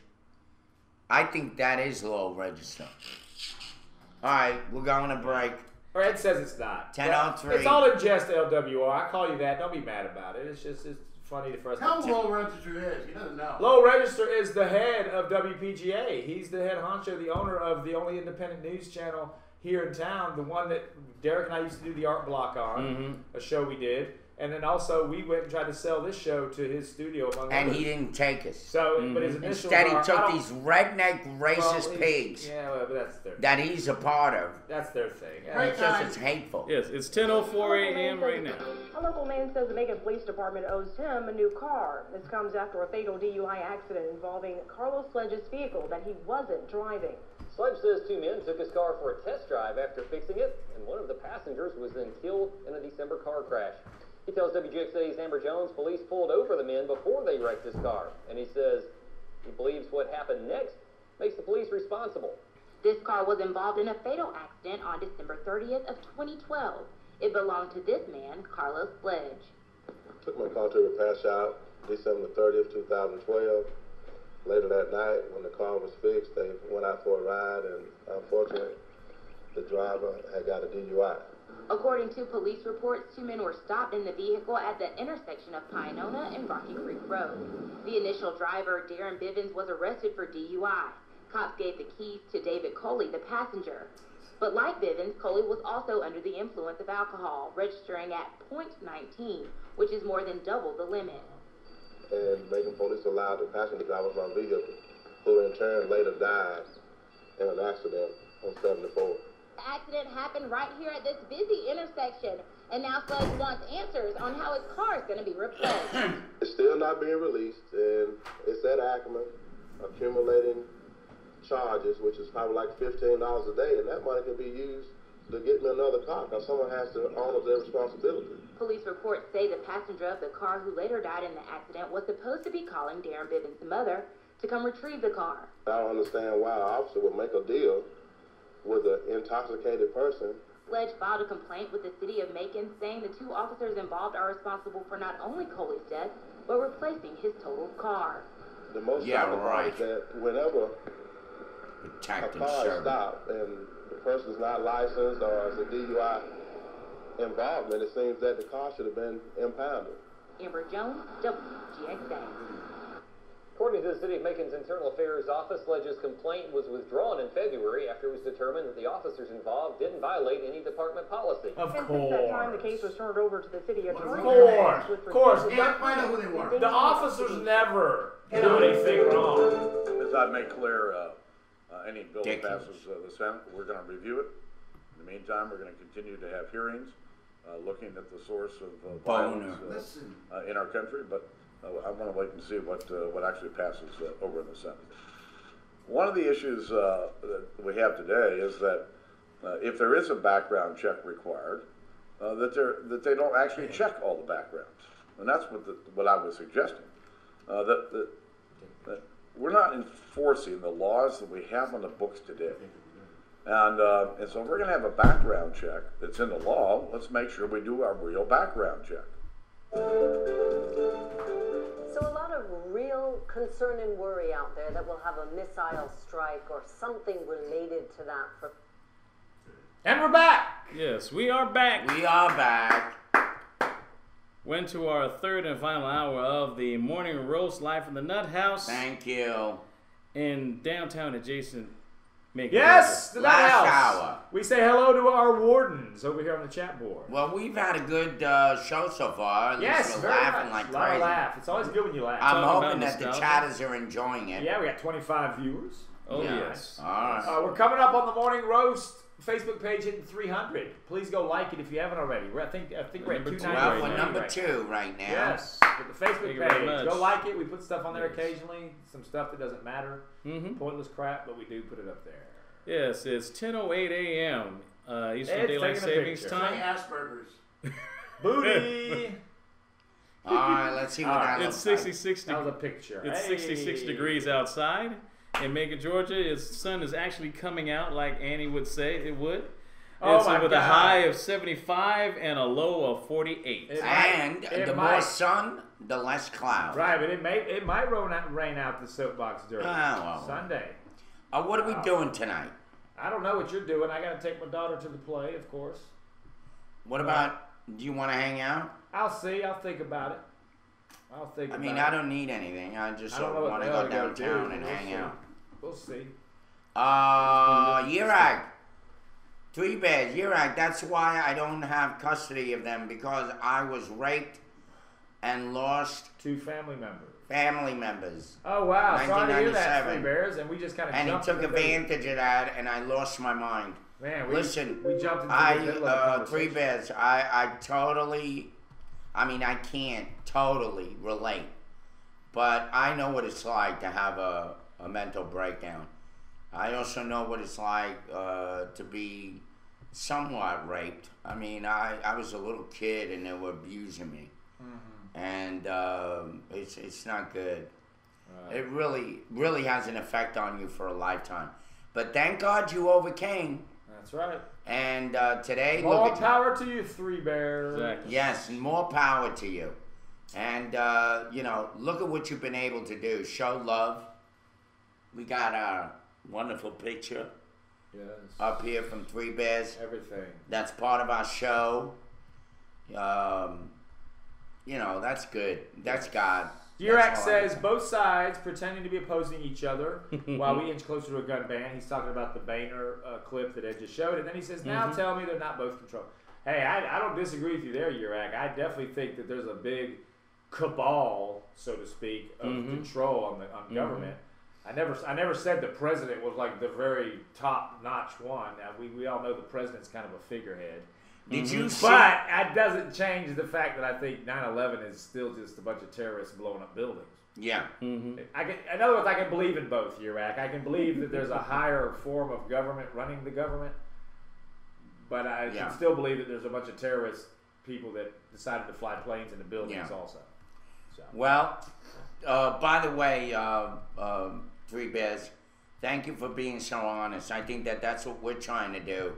Because it's wrong, he doesn't want to hear it. Because and Iraq are strong on their beliefs. By the way, did you see Michelle Obama start to cry? No, I didn't. I guess they're both crying all the time. I don't understand that. I think it's for win some sympathy. I'm not sure.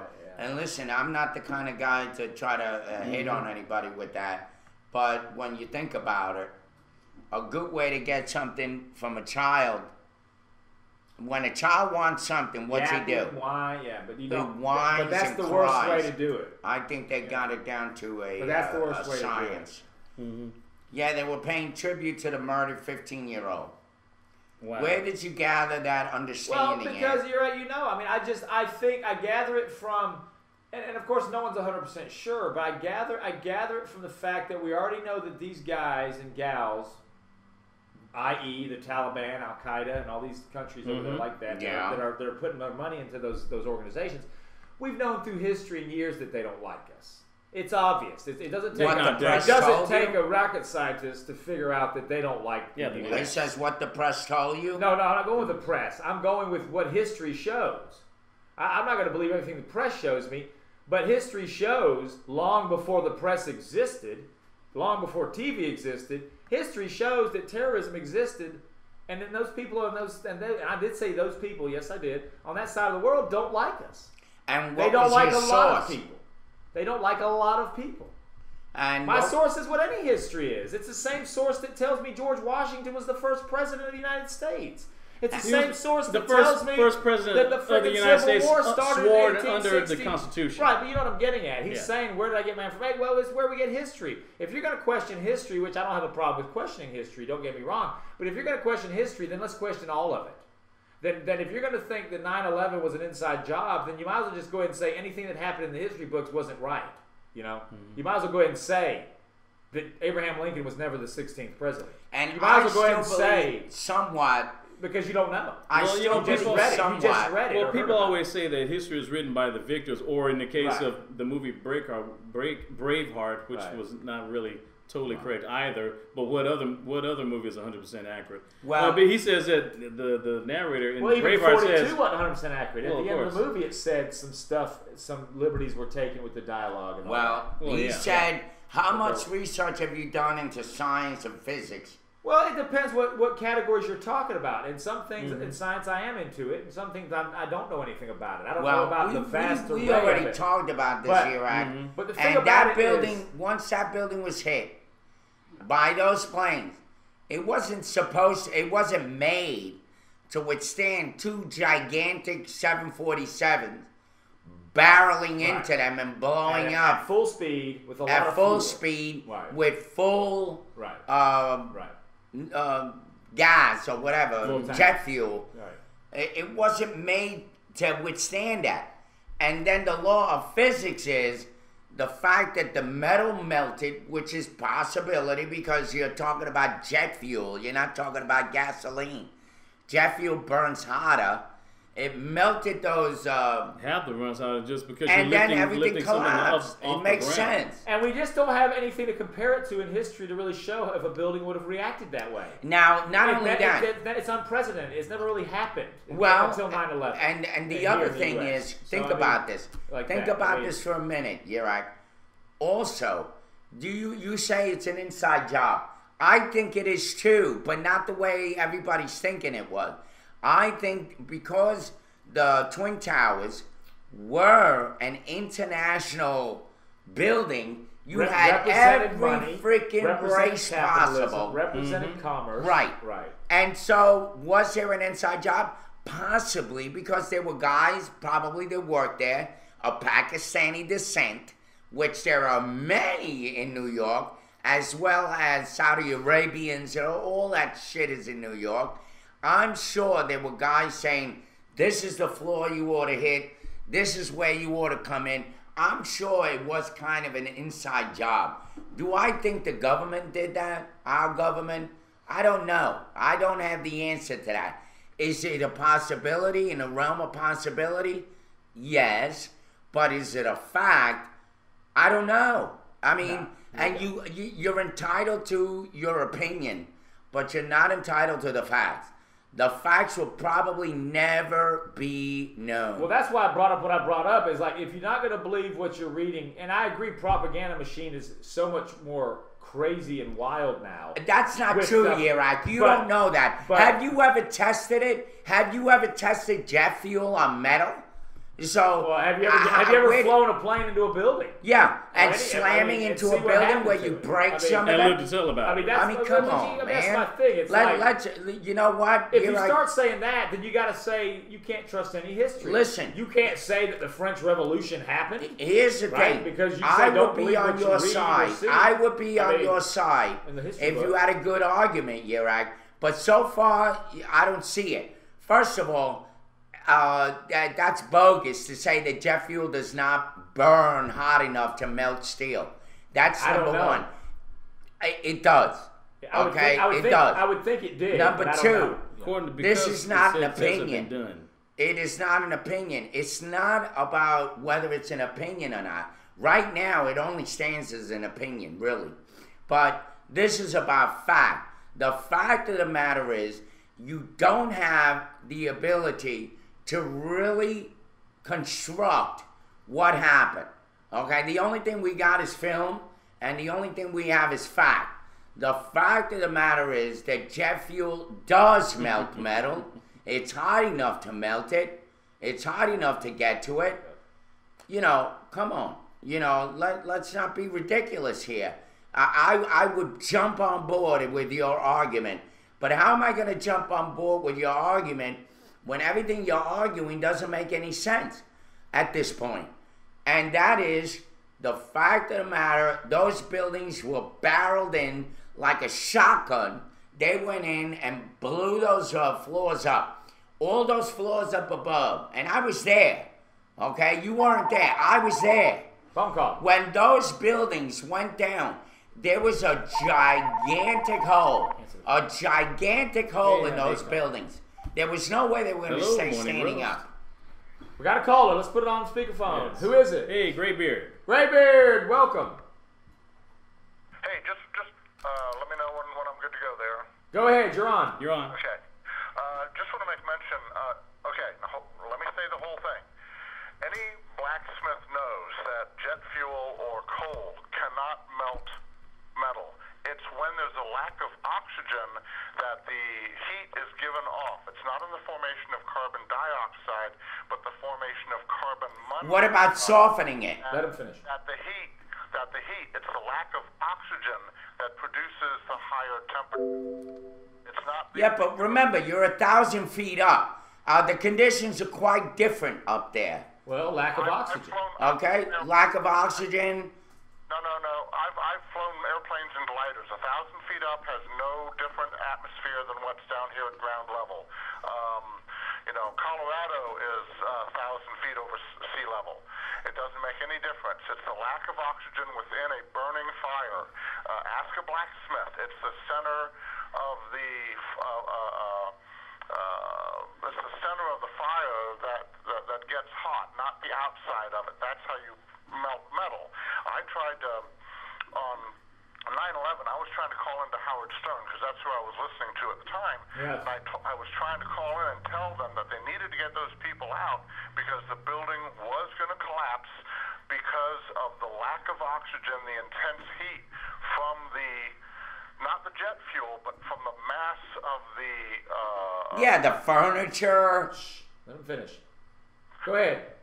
Paper and wood only burn at about 500 degrees, same as coal. But when you have a lack of oxygen, there's a fight over what oxygen there is, and that is what causes the heat. So saying that, Graybeard, you believe then that it was just done by terrorist attack and it wasn't an inside job by a government, our government, that decided to wire the building a few days in advance to where it would blow up in a demolition type manner, right? I mean, what do you stand on it? Do you believe in the conspiracy theorists or not? I believe that if you look throughout history, the United States government has allowed things to happen for their benefit. Of course, that does happen. Okay. Right. I mean, my So how is this to their benefit? Let him I had finish. an uncle that was in the CIA, and he told me how the government operates. And this was back in the 60s. Yes. And you have people in government who are doing things that are just, I mean, if you can think of it, they're doing it. And this is why people like Chavez and other other countries are so afraid of the United States because the United States gets into these countries and they bribe you. They try to bribe you first, and then if they can't bribe you, they eliminate you or they threaten you, and it's a waiting game. Eventually, whoever is against us will die, and the next person in line can be bought. It's just a waiting game of time. But as far as the Twin Towers go, my personal belief is these people from Saudi Arabia who did the job were encouraged to do it. They were allowed to do it. They may have even been given the ability to do it through sources that were allowed to happen. And these people got onto the planes and they did the job. As far as whether we assisted them in bombing the building or not, I find it very peculiar about that one beam that was sticking up that was cut at an angle as if it was cut with thermite. I find well, that picture Urak has in his cat cave. I've seen that picture. And my excuse and reply to that is that, Urak, you're showing me a picture. I don't know if that picture's been photoshopped. All right, I'm not standing at ground zero looking at it for let's myself. make a point here. I'm looking at a picture of something cut that you tried to done with thermite. Look, guys. It's a picture. It's photoshopped. And if anybody has any kind of factoid behind this, I do, because after it all went down, I mean, I was there. There's a big difference between being an observer and being a player. Well, you should have looked at these girders the way they were sliced. And I'm telling you, because first of all, the Twin Towers were already a controversy because they talked about it early on, that it was cheaply made, that building, they come back and they cut back on a lot of the metal that they were putting up. And that was a big, big deal back in the 70s when they were going up. And it was a big controversy all over New York that they're building this building, you know, kind of cheaply. They cut back on a lot of the structure the way it should have been. It would have been way too costly. And, of course, the Port Authority wasn't really making money, generating money on a ferry service and whatever crap they had at the time, which wasn't what it is now. All right, so that building was already cheaply made, somewhat. And then the other thing is, for me to hear... That building... I'm sorry, go ahead, Graybeard. That building was specially designed as an exoskeleton building. It's exactly. All buildings that have ever been made, which makes it perfect to... Yeah, they did a lot of cost-saving measures. And one of them was that they bought cheaper steel. And I don't know about that. I know about that because I grew up with it. Okay. And the other thing is, the steel, he says, the steel will not melt until 2750. Okay. The rest City of the... Bum corrects that. But again, City Bum says that's not true. Go down. He says it melts between 800 and 1500. Exactly. And so jet who's fuel telling the truth? Now I ask you, and no. City Bum, and jet fuel burns. Wait a minute. Didn't you just say that jet fuel only burns at 1800? Right? So what makes you think that they're past the threshold, right, of 1500? Okay? If that's a fact, City Bum, and City Bum put this out. Yeah, if that's a fact, agrees with the way we're thinking. Then City Bum is on target. That building, first of all, you have furniture. You had all sorts of stuff in there that was going to ignite that. Computers blowing up, God knows what. Right? When that plane... Graybeard's talking. Let Graybeard go. I'm talking. No, but let him get off the phone and then you talk. All right, go ahead. We got a caller. We can't get a caller through. As far as fire goes, if you light a match and look at it, you'll see different colors in the match. The part that is on the innermost, the light blue, or is it dark blue? Whatever is on the innermost, you're gonna, I think, see a dark blue, a light blue, and then a yellow. The yellow is the coldest part of the flame. The dark blue, which is on the inside, which is oxygen starved, is the hottest part of that flame. So right there on a match, you can see that the yellow part is burning at the 450 to 500 degrees that paper normally burns at. But the inside of that flame is hotter. Even by 100 degrees on that small a flame, it is hotter. And that is how jet fuel in a confined area will burn hotter, because it's not just the jet fuel, it's everything else and the lack of oxygen. Don't take my word for it. Look it up. It's easy to find. Like I said, any blacksmith knows this. Yeah. So that, now, there's one thing I want to add, and then I'll let you guys go on with the show. These two buildings were described as small cities. The fact that only 3,000 some people died in this building is just amazing to me.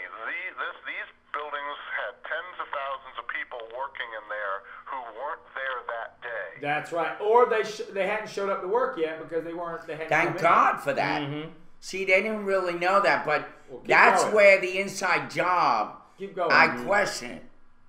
Because if they had an inside job, they would have known that those buildings were going to be full by 9:30, 10 o'clock, and that would be the best time to hit those buildings. But they didn't do that. Yeah. Again, it says what I said earlier, yesterday or whatever, that the government fucks up too much. The government couldn't have this nailed this good. That's why I don't think it's a government conspiracy. They can't do anything right. What makes you think they're going to do a terrorist attack right? And I don't know. Yes, are we kind of responsible for it in a roundabout way? Of course we are. But not so much because they wired the buildings that day before or whatever to do a demolition on it and kill these people and cause this big uproar.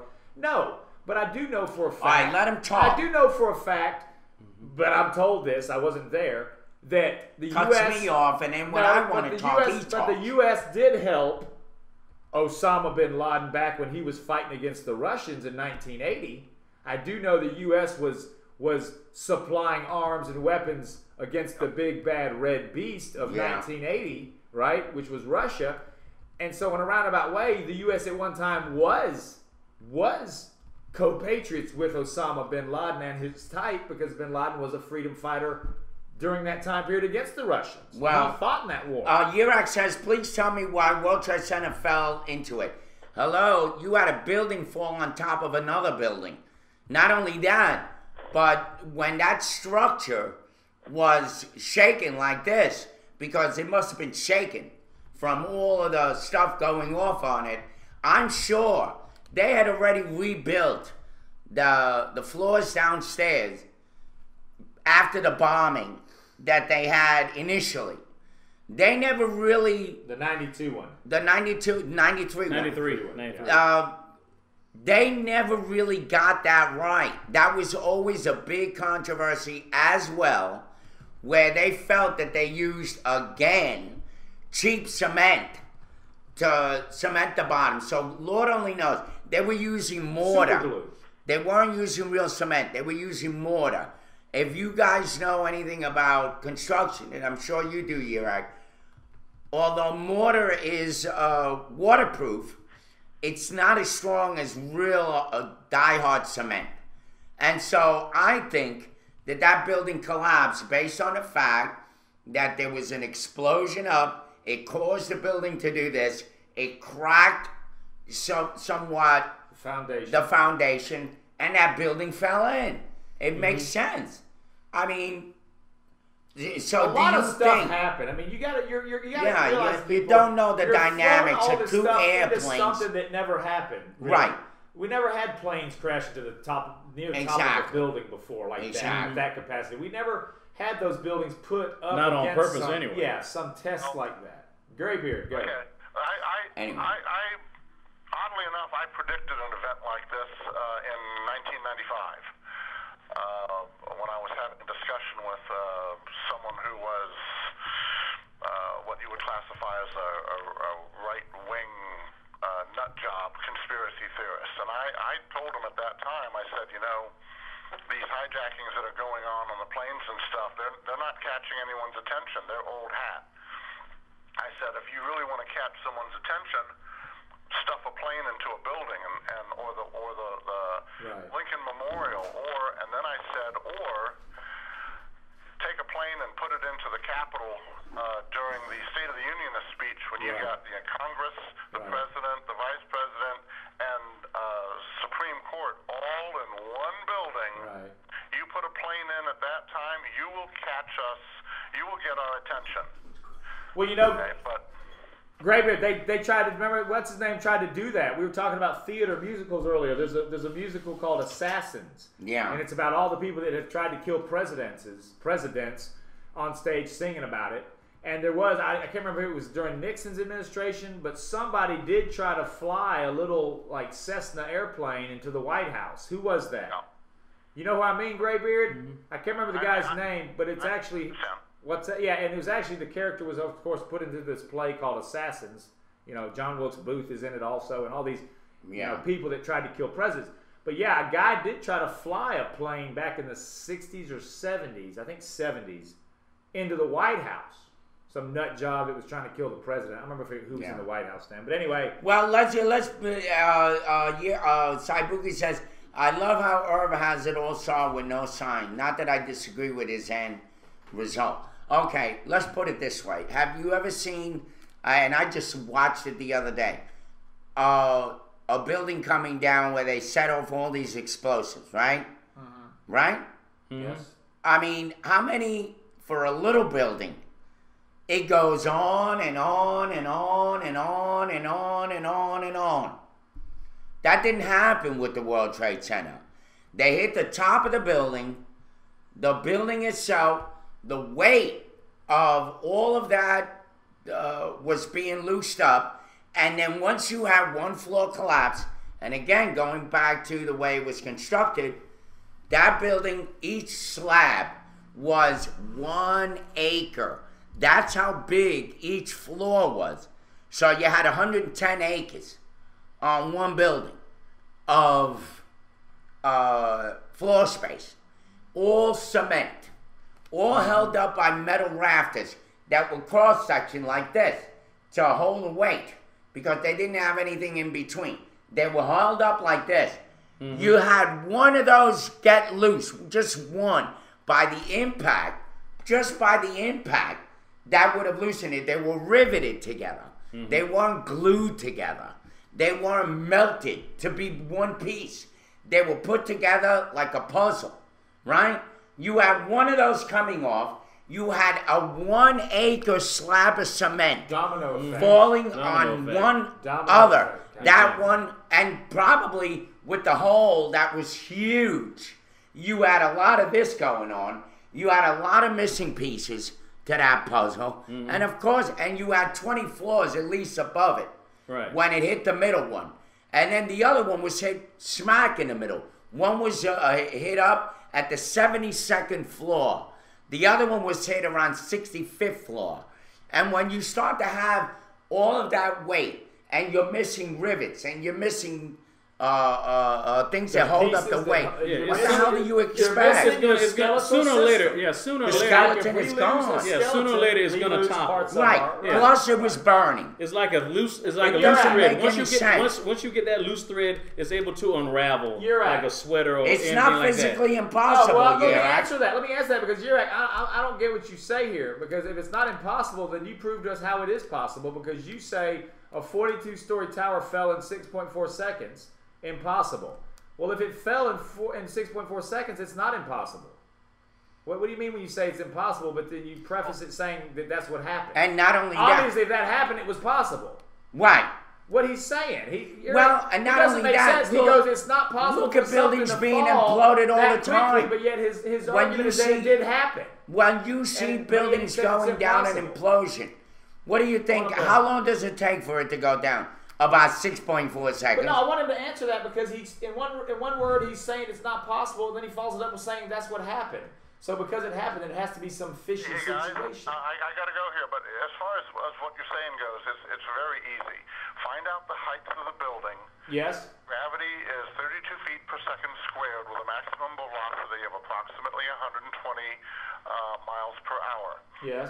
Is that 120 miles? Yes, 120 miles an hour, maximum velocity due to average wind resistance of a round object. Okay.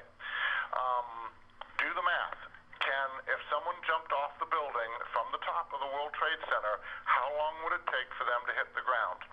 Let's say you come up with a total of 10 seconds. Okay. Then find out how long it took the building to fall. If the building fell in less than 10 seconds, then something else happened. If it took longer than what it would take for someone to fall off the top of the building, then there's a greater chance that the building fell of its own weight. Maybe it had assistance along the way, but it just tells you the timing. You know what I'm trying to say? If the building fell I get what you're saying. And what a person jumping off of it would do, then that gives you mathematical proof that something else assisted it. But okay, and thanks for the call, Graybeard. We'll go ahead and hang up on that, and we'll answer you. Take it easy. Later, bye. Bye. See you. Thanks for the call. Thanks, Graybeard. Thanks for the good points.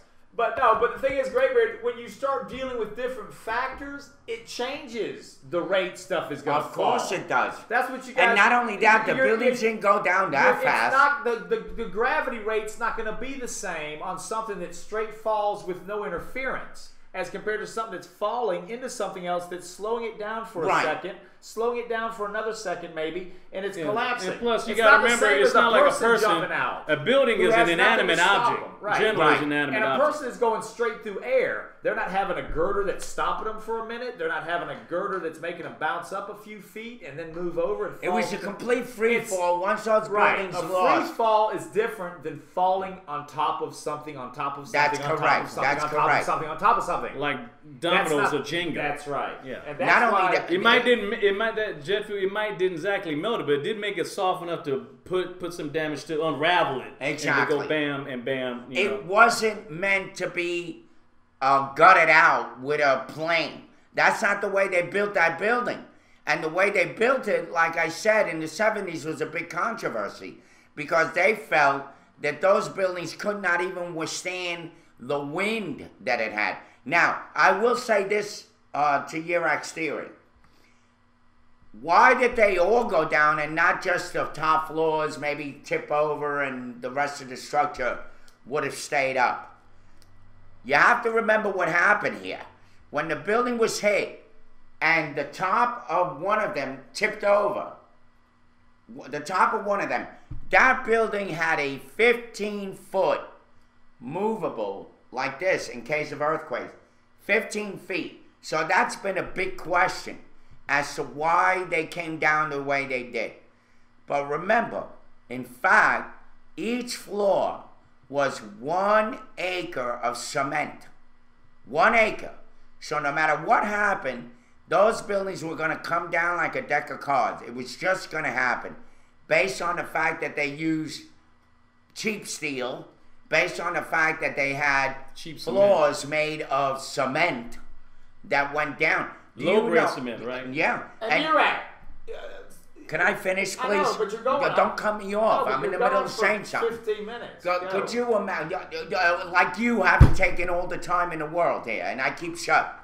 Well, we've got to reply to the chatters. Did you believe that each floor was made of cement? Now, we're not talking about the rebar. We're not talking about whatever else they put in that cement. The rebars, all of that adds weight to it. When that building came down, it came down on its own weight. That's all it was. It wasn't somebody blowing up downstairs. No, they had already fortified the weight of the plane. Correct. Right. They had already fortified the floors. It took them 5 years to repair the cement underground. I was there. I worked across the street. I used to go to lunch and go up to the towers just about every day. Okay? I know what that building was made like, and it was cheap.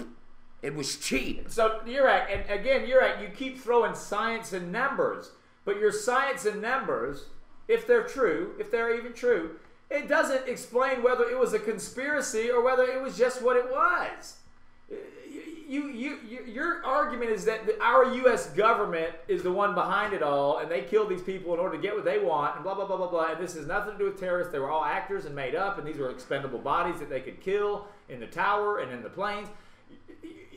Your theory of it being done by a boogeyman in our government doesn't have anything to do with whether the gravity falls at whatever seconds it falls at. I know. Because the thing is, it still can be blatantly a terrorist attack by a country and an organization that hates our guts. Yeah, yeah. I mean, that's the thing, too, is you guys are going with facts about the way things work, but it doesn't prove that the U.S. government was behind it. I want to see where your facts are saying that the U.S. government was behind it. I want you to show me the video footage Everybody of the behind-the-scenes thinks the government's out to meetings get they're us. all having about doing this. I mean, you're not telling me that either. You're spewing off, show me the facts, but you're not showing me facts that it was done by our government. By the way, because, why am I wrong? Because? I mean, you haven't proven it either. You're just saying, I believe our government did it. And that they did it, and that they should be blah blah blah whatever. And I'm not a fan of the government, but I just can't think that everything in history that happened was a conspiracy. I just can't think that all the time. I mean, there's things. There's cases. It was a conspiracy. There's cases but it where wasn't government. other countries fucking hate our guts. They want to kill us. Other religions hate our guts. They want to kill us. And I think that's what this was. And do I think it was a government to try to get in? Look, Bush spent how much money? $10 billion, if not more, $100 billion on that war. Do you really think that a president like a Bush was going to foresee going in and spending billions and billions and billions of dollars on a war? Well, let's go spend America's money. He might have been doing that, but I just don't think it's tied with this. Okay, well, Let's speaking move of on plane to crashes, something else for a minute. Yeah. Speaking of plane Derek's crashes, been itching to do this story for like 20 minutes. He's been flashing on it. There was a crashing passenger jet with an Android phone, according to RT.com. There's another reason to be aerophobic after a German hacker demonstrated how to remotely hijack and bring down an airplane using an app for the Android phone. Leave it to the German to figure it out. I know, really. The presentation, called Aircraft Hacking, Practical Aero Series by Hugo Tesso, has become the highlight of the Hack in the Box security conference in Amsterdam on April 10th and 11th, terrifying most of those who attended it. Tesso, who currently works as a security consultant at the German N.Runs IT company, has used his experience of becoming a commercial pilot to create the software which grants him full control of a passenger aircraft. Wow. It took the researcher 3 years to come up with the Planesploit app for Android based on his Simon code, which proved that despite the tightened security in airports and onboard air carriers are completely defenseless when it comes to cyber attacks. Tesso's presentation revealed that the automated dependent surveillance broadcast ADS-B, which is a surveillance technology for tracking planes, is unencrypted and authenticated. Yeah, what he said. By a 5-year-old. Yes, he said that the possible attacks on this system can range from passive attacks, eavesdropping, to active attacks, message jamming, replaying an injection. Okay, Yirak, I know you didn't say it was the American government. I just want to respond to that because he said, yeah, change the subject without admitting that I ever said it was the government. So what are you saying, Yirak? Well, who is it? I mean, that's the thing about it. I'm not... Yeah, who is it? We're always accused of not being the clear ones in our argument, but then I don't even know what the hell you guys are claiming it is. What is it? He says you have the same style every time you can't defend your statements with solid information, i.e. science and physics. Okay, let's talk about science. When you have cheap metal, it's scientifically possible that it'll melt with jet fuel. Physics. Physically, that building wasn't made to withstand airplanes like this other guy mentioned. That's just not... If they were made to withstand airplanes, even the Empire State Building, which was put together... And you're getting given solid information. He keeps saying it. Where's the solid We're not information? talking about physics. You're show with your board and your pointer and give the presentation. We've invited you. Why don't you come on the show? You keep screaming, I've got the facts, but I haven't seen them. Exactly. Whose facts right back when you guys were talking Iraq between you Why and do you have to prove who it is? You said the Fahrenheit city of Iraq was 2,700 or something, and then City Bum corrected you and said no, it's between 800 and 1,500. And then you guys never went on about that. Did you say he's wrong or you're wrong? I mean, see, it's tit for tat. Yeah, no one's showing it's ridiculous. Facts. You're not showing facts either. You keep he screaming, says, I got why the do I have facts, to prove who it is? I know the official story was a lie. Okay, I'll give you that. But the fact is, it was still not government sponsored. It was probably government sponsored from the Arabs. Who the hell knows? And remember, our enemies, especially in the World Trade Center, the Arabs were big presence in the World Trade Center. You saw them walking all around, everywhere, okay? Because it was a commodity. One of the commodities was oil, okay? Mm-hmm. Well, it was oil, okay? And Eugene, MG, DJ, me, whatever. DJ, why don't you voice an opinion on this? You were there when it happened. Because, so what happened to our defense that day? Well, come on. Again, I agree. The government fucks up a lot. Right. The government screwed up a lot. The government did not expect that to happen, and they scrambled. Literally. We're trying to scramble for their military defense. City Bum says jet fuel burns at 800 degrees to 1,500 Fahrenheit. I mean... Steel loses 50% of its strength at 1,100. Steel melts at 2,750. Okay, so now we're getting somebody throwing something out there. Is that fact, City Bum, and Urak, is that fact what he just said? This is my point, is we got one of you guys throwing numbers out, another guy throwing numbers. Now you guys question each other. Urak, what City Bum posted, is that correct? Did City Bum do his research? Fact, City Bum says. Okay, and what's Urak saying? Urak? There's science. We got a guy giving science. I'm trying to get Urak's opinion of City Bum's statement. Because again, Urak then, is City Bum not getting the facts? Is City Bum lying? He's not lying. He just believes what he believes. He says y'all are fast. Y'all are so fast to doubt the official story about Officer Sutton. But what does Sutton have to do with this? No, because with Sutton, it's obvious as what we've been told and seen, and the government even agrees with it. The city government does not deny that Sutton had a screwed up record and was a fuck up. Everybody admits to that. Everybody knows that Sutton had 27 complaints and a bunch of reprimands. Period. Yeah. So you know that guy is a screw up. Exactly. The cops know it. So there's no doubt about the cops know it. And you're not answering the question. And it's not comparable. You're not answering the question, really. And he shouldn't have been you're one of my best friends, but I'm telling you, you don't have a leg to stand on with this. What do you think about what City Bum said? But I want his reply to City Bum. Because I keep hearing Urak saying, we don't have the facts, where are our facts, where are our facts? But then he's not answering stuff, and I'm like, what the hell? I mean, you know, and he's entitled to it. He does have a leg to stand on. People are entitled to their beliefs and opinions. He says, I agree with everything except that it could make the building fall all the way down to the ground. Yeah. So what does that tell us? So you agree that it didn't have to be demolition experts that blew the buildings up? I mean, there was a delay. If you were watching television like I was, there was a delay. that building did just go down when the planes hit. No, it took was about like an hour. and a half. An hour and a half. An hour and 15 minutes. Exactly. Right? Exactly. I mean, while it burned. Yeah. And people were jumping out the window. You remember that? People were trying to go down the back I was staircase. watching that on television. Yeah. Well, speaking of heat. Oh, there's a delay in the chat. There's a story right here that right. I was given. Sorry. That Gamer Girl sent me. A man. Thank you, girl. Man fatally burned by cigarette in central Pennsylvania. This is I saw it both on television and from my hotel room. All right, let's get this back to this It was story down real the quick. block, about Irvin. 2.5 miles, 3 miles away. Get back to that in a minute, Here's Irvin. Let's get to this story real quick. In central Pennsylvania, man has died from burns he suffered while smoking a cigarette on a windy day outside an assisted living facility earlier this month in Lebanon, Pennsylvania.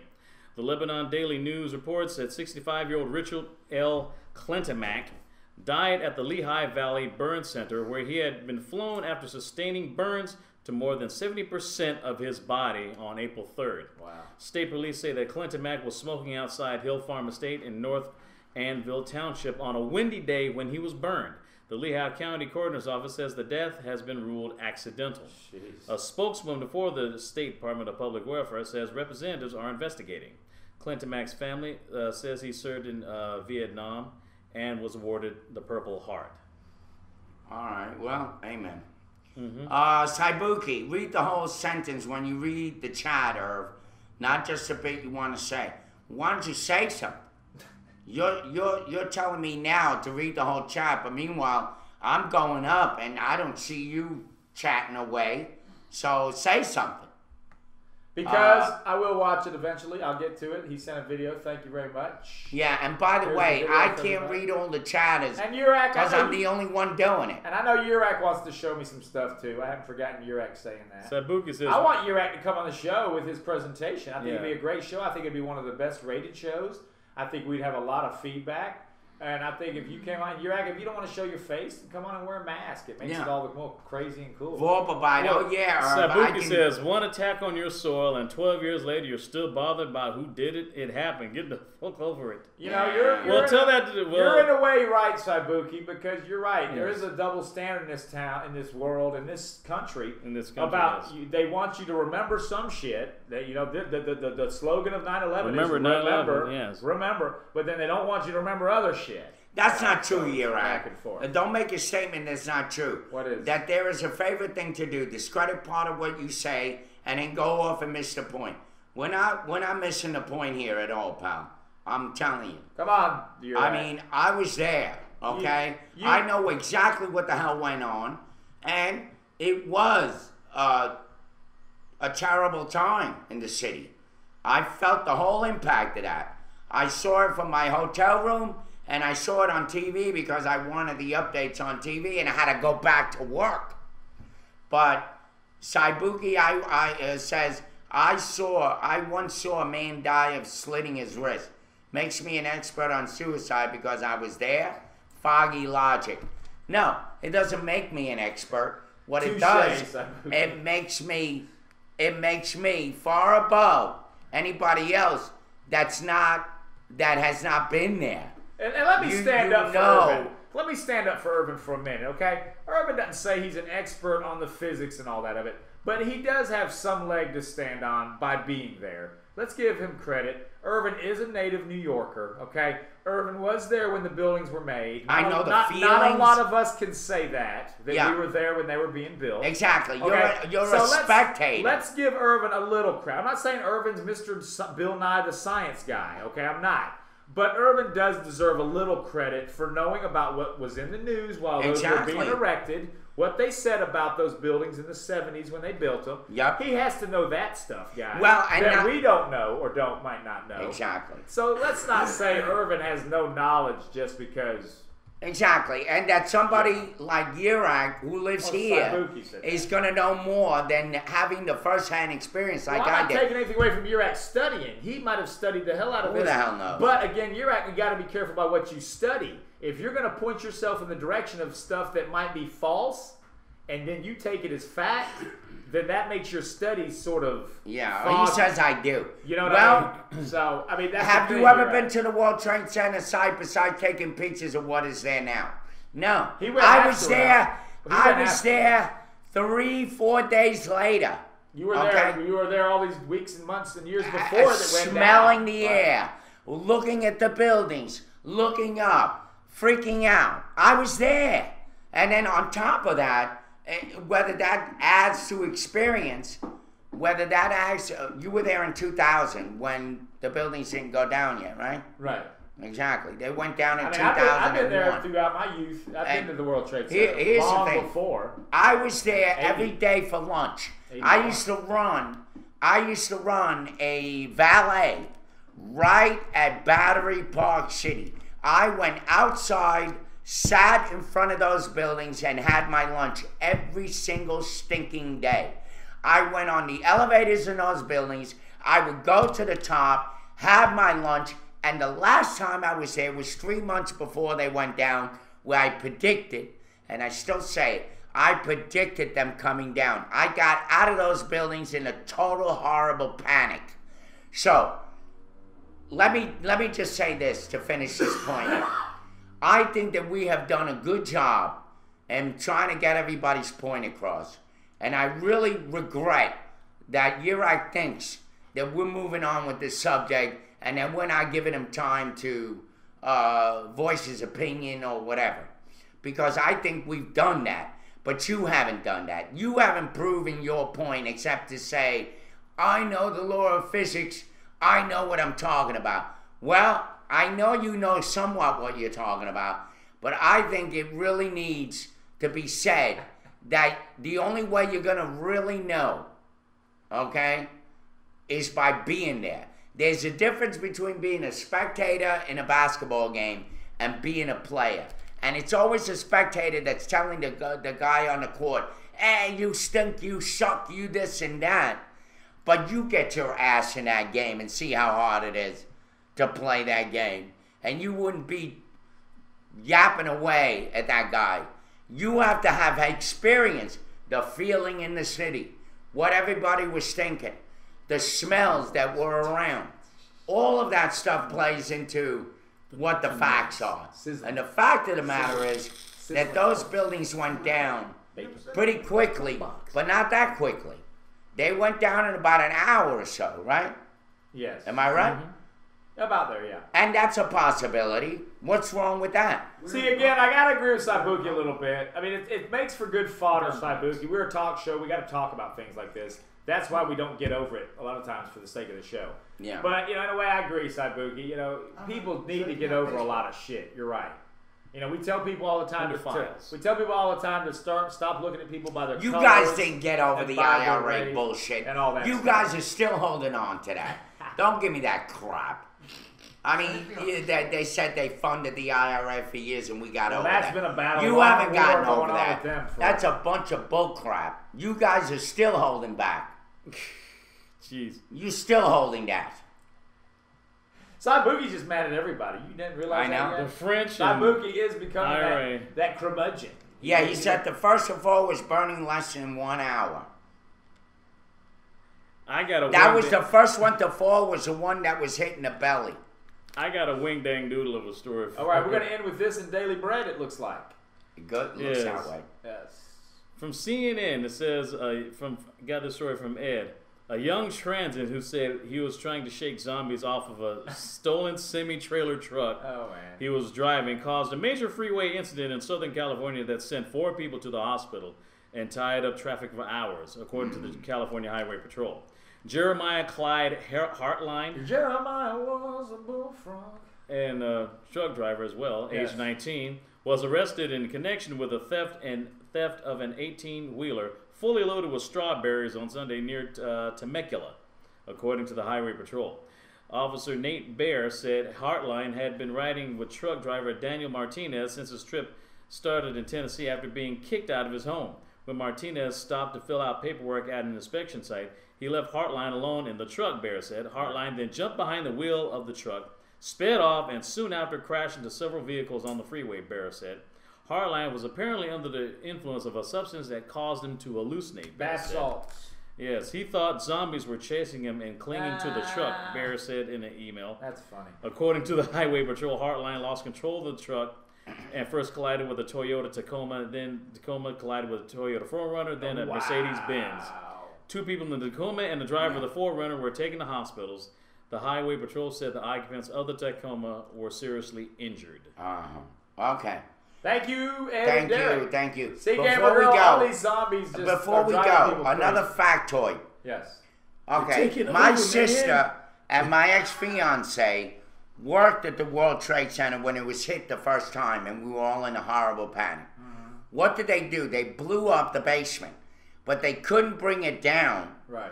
Because for whatever reason, the bathtub, as they called it, the walls surrounding the bathtub were pretty much intact. And the only thing that happened was the bomb kind of gutted 6 levels. If you remember the number, 6 levels of the underground and made a big hole.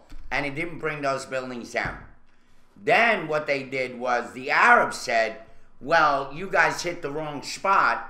You guys need to go up higher, because they studied out the law of physics, as you say, and they figured the only way those buildings are going to come down is if you hit them in the belly and they come right down like any human being would go down.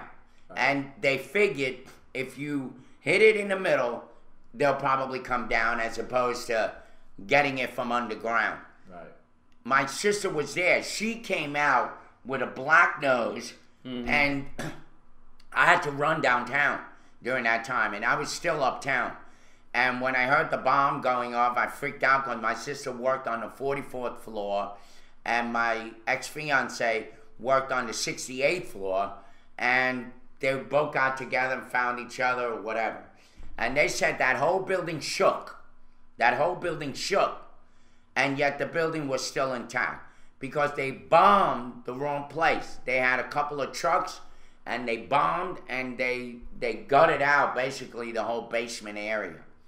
So those buildings were pretty strong. I would give you that. But not when you hit it in the belly, and not when you hit it where you hit it. And that was studied out, and I'm sure they studied out physics, and that's how they were able to bring those buildings down. Saibuki, I love it. Saibuki, I hear you. He goes, amazing that the same science Irv is sticking up for, he soon dismisses when it's about evolution. Yeah, you know Saibuki. Anybody that's into the Bible and religion, they're gonna definitely denounce evolution. Boy, that was a quick freaking Even though they can hours. be equally racist, but that's a whole other story. True. What time is it? That's true. It's after 11, man. We got to do the Daily Bread. What an awesome weekend. Thank you, guys. What an awesome way to end the week. Thank you to Graybeard for the call. Thank you to Urak and Because77 for the good conversation and debate. Thank you for everybody else online. Thank you, Urak. Urak, I love you. I still do. Let's do the roster call out. Yes, thank you for all our people who watched today. And chat room. Yeah. Because City Bum, Because 77, City Bum, DS Photo Guy, Graybeard Shaman, The Bean, Vorpal Bite, Winchester 9708, Urak, Wildcat, Gamer Girl, The Three Bears, C Fluke, Obama's Cat, Immortal Jews, Carpet Dog, and also Sabuki, who was here earlier today. Sabuki just got out of here, and there were a couple of others that came in and left, I think, also. By the way, Urak, I hope that at the end of the show is going to make you think like we're cutting you off or we're ignoring. Yeah, you know, we got to end it eventually. I think that we covered this subject pretty well, and we're both in agreement that we're going to disagree with each other. So let's just leave it at that. I was thinking, what the hell is that? And it's unfair to say that on the show that we don't give people the time to speak. All the chatters see what you're chattering about, and let them say something as well. We can't cover everybody. I like Vorpal Bite's sense of humor today. He says, I was on the observation deck when the plane struck, and I rode debris like a surfboard all the way to the street. Whatever. He was doing the Slim Pickens in Dr. Strangelove. Dr. Strange, yeah. All right, 9/11 was an inside job. Because I will say this, possibly, but not governmental. It was probably an inside job, people that worked there, And governments may be involved, but I doubt America was involved. All right, let's leave it at that. Who was the Joker? Ed said it was the Joker that did it. Yeah, the Joker. It was the Joker. And Batman didn't show up in time. He was getting laid. Yeah. Ridiculous. He was playing Strange Bedfellows with Robin. He was watching bat porn, cat porn. He was hanging out with Robin. The cat cave. Yes. Yeah. We gotta go. Have a great weekend. Practice Slim Sims. If you get pulled over, tell the officer there's a slim chance that they'll arrest you because they didn't arrest Judge Howard Sims. And definitely, if you have enough time, if you have enough time this weekend, watch the movie 42. Go to 42. Definitely 42. And you'll be very, I think, pleasantly surprised. It's a pretty good movie. Well done movie. All right, ready? Let's do it. Love you all. Have a great weekend, and we'll see some of you at the Soapbox Derby on Sunday. Many homes near ours offer produce and perennials for sale by the road. Sometimes we'll drive up to an unattended stand that operates on the honor system. As we make our selection, we put our money into the cash box or an old coffee can. Then we go home to enjoy the freshly picked fruits and vegetables. But the honor system doesn't always work. My friend Jackie, isn't that funny? Jackie Robinson, Jackie, has a flower stand in front of her house. One day, as she glanced out her window, she saw a well-dressed woman with a big hat loading pots of perennials into the trunk of her car. Jackie smiled as she mentally calculated the $50 profit from her labors in the garden. But when she checked the cash box later on, it was empty. The honor system reveals that this woman was not honorable. Perhaps to her, taking the flowers seemed like a small thing, but being honest in little things indicates how we will respond to the big things. Luke 16:10. Honesty in all areas of our lives is one way we can bring honor to Jesus Christ, our Savior. The best honor system for a follower of Christ is Colossians 3:17. Whatever you do, in word or deed, do all in the name of our Lord Jesus Christ. Cindy Casper. Give me your best to the Master. Give him first place in your heart. Give him first place in your service. Consecrate every part. Honesty means never having to look over your shoulder. He who is faithful in what is least is faithful also in much. And he who is unjust into what is least is also unjust with much. There you have it, folks. Luke 16:1-10. Luke, I am your father. Yes. Thank you. It's 11:07, See you 66 Monday. degrees outside of Macon with a high of 76, low of 48. Keep your umbrellas handy, but keep dry. Have a good weekend. Watch 42. We'll see you Monday. Yeah, my girl says you look like you're in hell.